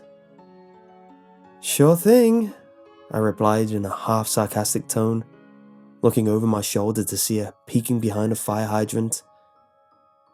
I love that woman, but hell, she can be pretty damn stupid sometimes. As I rounded the corner on the next street over, about half a block from the coffee shop, a flyer caught my eye. Dog found was what caught my eye first, and then the picture of a lab that looked just like ours.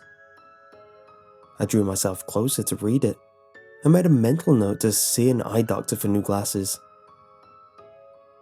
Female lab found at 5:20 p.m. on Thursday, May 14th, on the corner of Liberty and Franklin. The dog is about a year old, black lab with a white, heart-shaped patch of fur under its chin, slightly crooked tail, and a limp on the left hind leg. Brown collar but no tags, very friendly. Amazing, I thought. Someone found this damn mutt. There was something in smaller print below all the text, but I figured it was just the contact information of the person. Filled with relief, not for the dog being found, but rather for the searching to be over, I called my lady over. "What is it?" she asked, placing her head on my shoulder. "Oh," she said, excitedly, finally noticing the poster in front of her. "Look, it's Spanx," she said, reading the poster out loud, for confirmation that the dog pictured was, indeed, ours. "Oh my God!"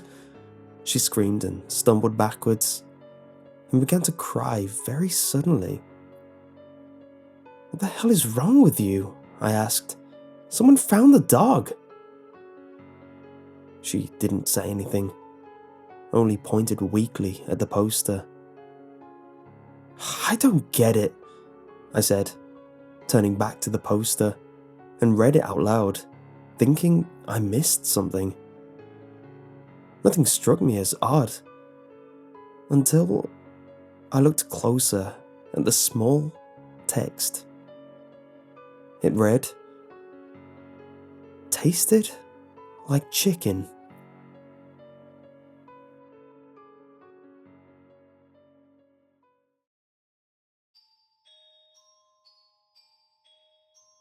It comes out of nowhere, and no one knows what causes it to appear. Like a curse, it will follow and haunt you, keeping you from enjoying your daily responsibilities, defying your common sentiments of rationality and grounded theories. The creature has been simply dubbed the greying dog. This is because from afar, it looks like a large canine.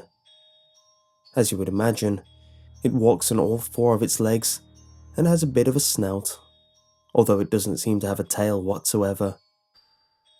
Its coat is a pale hue that has no colour, and it stands around 7 or 8 feet tall. When it appears to you, it will always seem to be very distant, and, at first, you may not even notice it in the background. Once you do see it, you will notice its artificial-looking gait. Its feet barely touch the ground, and it rocks indolently from its front to its hind legs, as if it was suspended or weighed almost nothing. It stays within your view and will travel back and forth, keeping its eyes on you. I would strongly advise that you ignore it entirely, for the longer you look at the creature, the more your surroundings begin to distort. Trees and buildings around you will seem to disappear, until the ground is flat and there is nothing for miles except the creature dancing before you. As you continue to watch it, it'll approach you little by little. It only becomes more mesmerizing the closer it gets.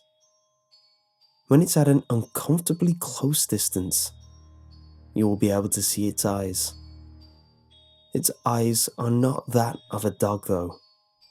Its eyes are white, with solid black pupils that stay locked on yours. Its mouth stays ajar, revealing that it has absolutely no teeth, nothing but blackish looking gums. Its expression almost looks as if it was surprised. You cannot allow it to become too close to you, for it gains more control over you the closer it gets. But just remember that it cannot approach you if you do not look at or pay it any attention. The creature may moan lightly to get your attention, and will begin to sob and cry the longer you ignore it. When you hide in your home, you will hear it brushing up against your windows, and it will peer inside and look in at you through any cracks in the blinds or curtains. You mustn't heed it any attention, lest this will continue on and on. You should not attempt to hide in a closet or any place that does not have a direct link to the outside of your place, for it will come inside and wait outside the door to the room, and there will be no way to escape.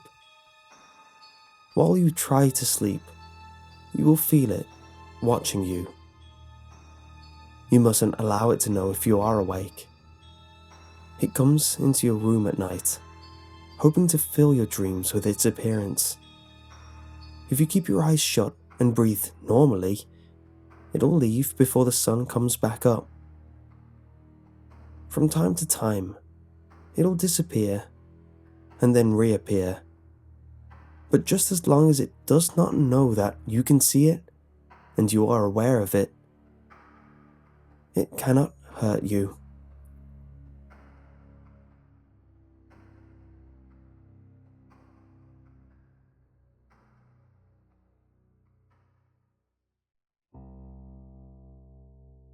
There was once a very old woman. She had no family or friends. The only thing that kept her company was a little white dog. The little white dog would follow her everywhere.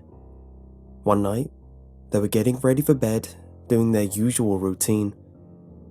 The dog was lying down by the fireplace, watching the flames dance while the old woman was in bed.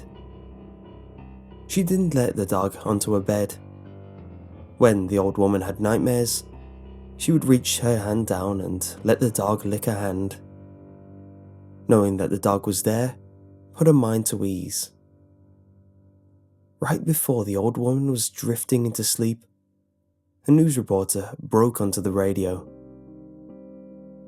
"Breaking news. A mental patient from the nearby penitentiary has escaped and is roaming around town. He is considered very dangerous. Please lock your doors and windows." The old woman was afraid now. She looked at the little white dog, lying by the fireplace, watching the flames dance. The dog brought her some comfort, and she tried to sleep. The mental patient wouldn't leave her mind. For some reassurance, she reached her hand down and felt the dog's warm tongue lick her hand. With that, she once again attempted to sleep.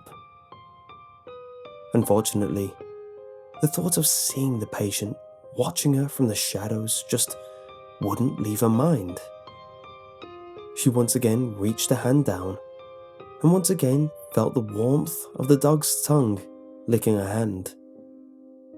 But this time, she noticed the little white dog, lying down by the fireplace, watching the flames dance.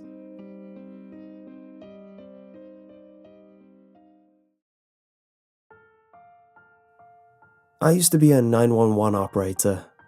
Working graveyard shift, you get a lot of bogus calls. Seems like all of the crazies come out at night. But one night, it was different.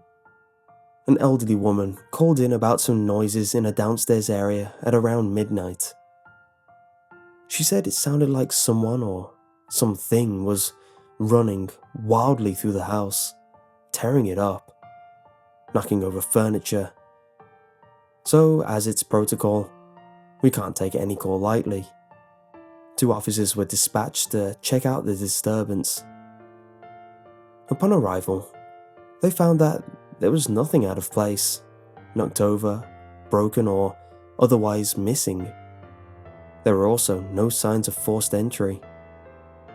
The officers in question took down her information and just wrote it off as an isolated incident. All of us thought nothing else of it. The next night, same call, same time, but her speech pattern was a bit off when compared to the previous night. like she saw what was tearing up her downstairs. In the middle of a sentence, she was abruptly interrupted by a blood-curdling scream. Officers were immediately dispatched. Upon arrival, they found the woman deceased in her kitchen. She had bite marks all over her body, and it appeared as if her throat had been ripped out. The officers requested backup, as well as animal control, as there may be multiple suspects or an animal on the loose. The officers split up and checked every room in the house. One officer went downstairs and checked every square inch of the basement. There was one door at the back of the basement that was locked. He called for assistance to get the door unlocked. Once unlocked, they checked inside the small room, only to find the remains of a dog. The rate of decomposition showed that the dog had been dead for well over 15 years.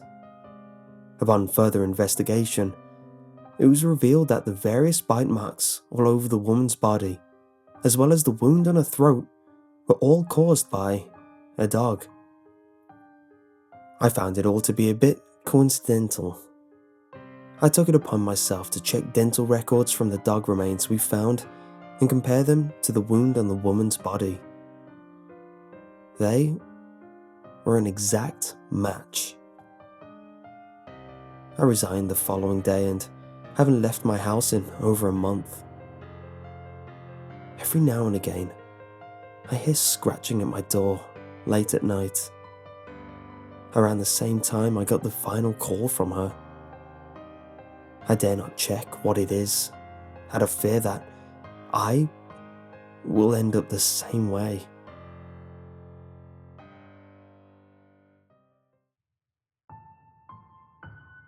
The fog was thick as Bill Davidson drove home. He held a cigarette in one hand and the steering wheel on the other, all while screaming at his assistant through his iPhone. He was driving much too fast, the roar of the accelerator winding in time to the blood thumping in his bulging temples. He found that he really got off on bullying the people who worked for him. He stopped screaming into the phone as he felt the sickening crunch beneath his tires. He slammed on the brakes of his sports car, leaving dark skid marks on the asphalt behind him. Bill's heart clenched tight, fright and adrenaline triggering his angina. Cold sweat broke out on his forehead. He could vaguely hear his assistant's voice stammering out explanation as he lowered the phone from his ear. He'd been drinking earlier, but thought he was okay to drive. He clenched his eyes shut, afraid to look up. He had many infractions on his license already. "Please don't let it be a kid. Please don't let it be a kid," he repeated, praying selfishly to a God he only believed when he needed a favor. Finally, he opened his eyes a crack. He tilted his head to the rearview mirror. Relief flooded him like a soothing wave. Instead of a child, a shaggy brown lump laid between the tire marks. A long tail wagged pathetically. "Oh, thank God, it's just a dog," Bill muttered, wiping sweat off his forehead. He threw his car into reverse and carefully backed up the street. Distantly, he could hear his assistant's disembodied voice calling, "Mr. Davidson? Mr. Davidson?" Bill used the automatic switch to lower his driver's window as the car rolled up next to the animal. Lying in a pool of blood was a medium-sized brown mutt. Its right forepaw was obviously broken.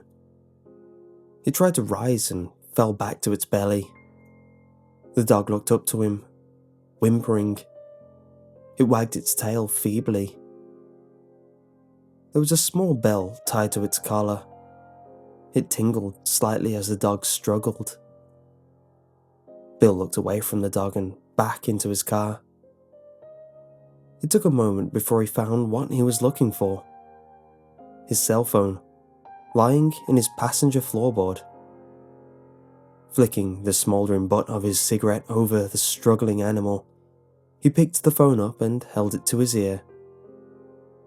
He resumed berating his assistant as though there had been no interruption. Putting his car into drive, Bill Davidson drove away, leaving the animal to wallow in its misery. He made it in time for his dinner, a huge rare steak, a baked potato drenched in butter, and 2 fingers of bourbon. The next day, on Bill's way to work, there was a huge patch of dried blood, but no dog in sight. Weeks went by, and Bill didn't think about the dog again. His wife bullied him into visiting the doctor about his heart, and the doctor refilled his prescription, but not before the usual speech about cutting out red meat, getting more exercise, giving up smoking, and reducing his stress. Yeah, he placated the doctor. He continued to do as he damn well pleased. Bill's wife, however, for reasons unknown, genuinely loved him and made it her duty to force him to live more healthily, which is how, 2 weeks later, Bill found himself standing on his front porch at 6:30 in the morning wearing a jogging suit. Bill had agreed to do some light jogging to, in his words, shut the nagging cow up. He still smoked like a chimney and ate as much as he wanted of whatever he liked. Bill shuffled off the front porch and down his driveway to the sidewalk. The morning was foggy and a little bit chilly. He power walked until he was out of sight of the house, pulled out his cell phone, and dialed his assistant's number. He slowed his walking to a pace that barely qualified as exercise and waited for his assistant to pick up the line. "Yes, Mr. Davidson?" His assistant's groggy voice answered the call. Bill hoped he'd woken the man up. Bill launched into a tirade of things that had gone wrong in the office and how they were the assistant's fault. His assistant just meekly accepted the criticisms. This just spurred Bill on. He came up with more and more insults he could heave at the meek little man. He knew he was getting into the zone as the veins in his head began to throb. "And those reports had better be on my desk by 7 a.m. sharp if you expect to have your job on." Bill cut off. He dropped the phone. It clattered off the sidewalk and into the street. Its face shattered. He clutched his chest, which had suddenly gone tight. Bill gasped for breath as he fell onto his knees. His brain raced. Had he taken his medicine this morning?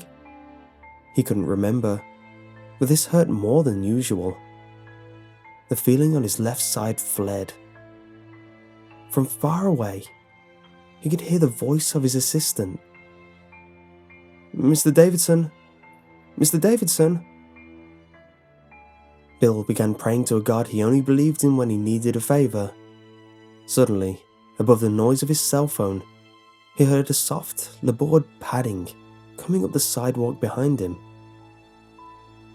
"Oh, thank God, it's a dog." Visions of Lassie saving Timmy from the well danced through Bill's brain.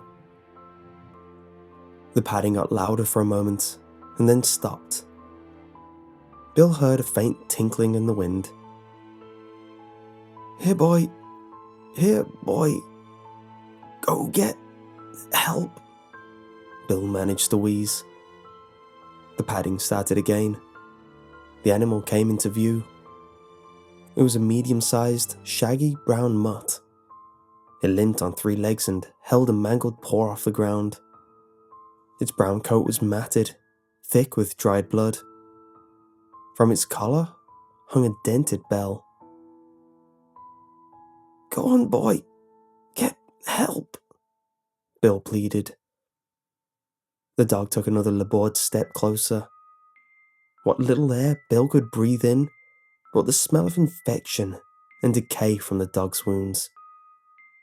When it reached him, it leaned down and licked his dying face. "Get help," Please. Bill's voice trailed off.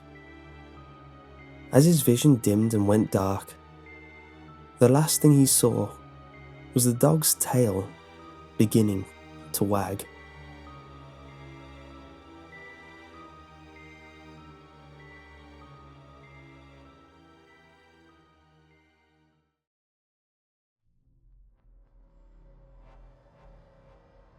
The first thing that people used to ask about were the bugs. "I'm really sorry about that. I was born without a sense of smell," I'd tell them. "Oh," they always said, "but don't you notice the bugs?" The bugs. Everywhere. Of course I saw them. They always followed me. Flies mostly, but many others too. It's not that I didn't want to shower. My mother made me shower every day. She just never explained why. Nobody told me why. They all assumed I knew, and rather than tell me that I smelled bad and how to fix it, they concluded that I was handicapped and thus just stupid or dirty or crazy. In 22 years, nobody told me that. For 22 years, everybody assumed I was scary and creepy and stayed away from me. Shave, style the hair, make sure the face is spotless, work out every day before going to school and work. I tried everything. I tried so hard to be loved and normal, and I never understood why they all turned away from me. I stared at my face and I cried and hit my fists against the mirror until it broke and took that creature with it. That creature, so hideous that all of its kind kept their distance. 22 years. Why did no one ever bother to explain? Please don't blame my mother. She was the best mother in the world, and if you say a bad word about her, you're wrong. As long as I can remember, she worked 2 jobs to pay for school and the old ground floor flat with the big patch of grass behind the kitchen door. The big patch of grass where, after primary school, I imagined friends and made up games that we played together. I didn't know back then that she was sick and that we were in debt, and that despite everything, she came home after 15.5 hours of work and cooked for me and hugged me and listened to my fears and worried and told me that I was loved and always would be. She too must have thought that I knew. Maybe it was so obvious to her, and that's why she got so angry whenever she noticed that I hadn't showered by the time she came home. I showered to do her a favor. I thought she only knew because my hair looked different. I was 18 in a week, and she had thrown out the last pieces of my birthday cake because it smells bad. At night, someone broke in her apartment, although the police never figured out how. I found her in the morning, in a large red stain that imprinted the shape of a body on the white couch. He choked her. He ripped pieces out of her stomach. Then, he left her to die. I'm not sure if she said goodnight to me. I know it's so many years now, but sometimes I still lie awake at night and wonder whether she said goodnight, the way she did most nights, or whether her last words to me, right before I went to bed, were, "Smells bad." It was about a week after the funeral, and I stayed the days at home rather than in school. I cried, mostly for her, and sometimes because she was gone and there was no one to replace her and her love. I hated my father for sending money then, for sending it out of pity, and for sending it out of guilt, and for sending it at a point where it was meant to replace her and her care. Why didn't he send it earlier, when she could have taken the money and she could have spent time with me instead of at work? Food tastes the same. I can feel the texture, like the slimy grease of a fast food burger. and I can taste that it tastes salty and sour and sweet at the same time. The combination of salty and sweet was why I never liked fast food. There's not much of a difference between most foods. I ate beans mostly, because I knew that they were healthy, just like I knew that other people were bothered by farts, but there was not much of a reason to stop myself when I was alone in my apartment. The flies, as said, came first, but they never followed me to the bars where I wasted my father's guilt on drinks. Drinks for me, and drinks for the ladies. Take the drink, drink me beautiful, no matter how hideous my face might be. I read somewhere that this is a point where you don't care about my face anymore. Twice it nearly worked, and I brought them home. I got my first kiss, or at the other time, the second, and when I opened the door, they turned around and staggered off. Some of the other critters did seem to follow me around, maybe on my clothes, or maybe my face just looked like some flour or pile of excrement or whatever they might usually pay attention to. The normal flies were everywhere, but new ones each time. The bugs and these long, black flies were the same ones. I was sure of it. Sometimes I killed them, the bugs and flies, but that didn't help and it seemed cruel, and so I stopped killing them. It was my sleep that killed them. I never slept very calmly. It's the same issue as with my sense of smell. There's somewhere a wire loose in my brain. Some part is not connected to the other. Vivid, very vivid dreams that made me sometimes talk and slap and sit in my sleep. Someday we might be able to fix these things. That's what the doctor said to my mother when I was 16 and she had finally saved up enough to pay for the brain scan out of pocket. But not with today's technology, he carried on. I'm on meds now.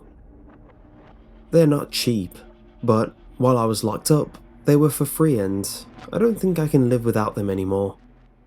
The dreams and slaps have gone, and on most nights, all I see is black, and all I do is lie between the blankets.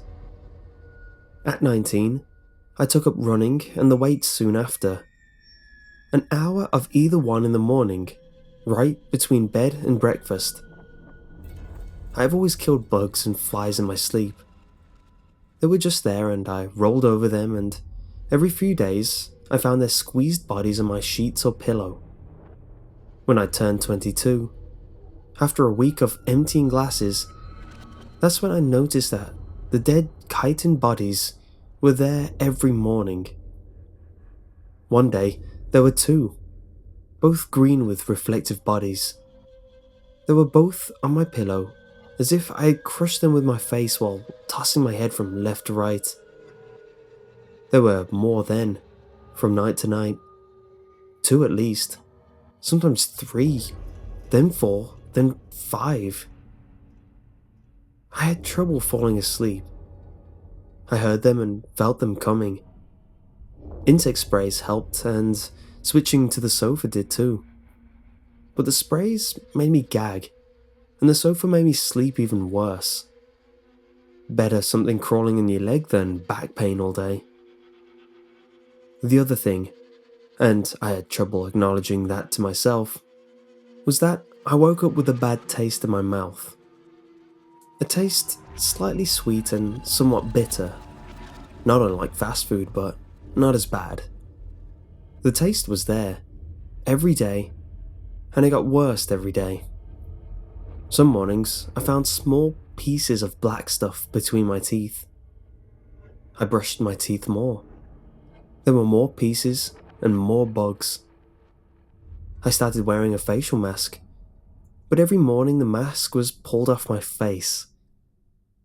There was a day when I woke up with an itch in my lips and my tongue pushed on something smooth and bitter.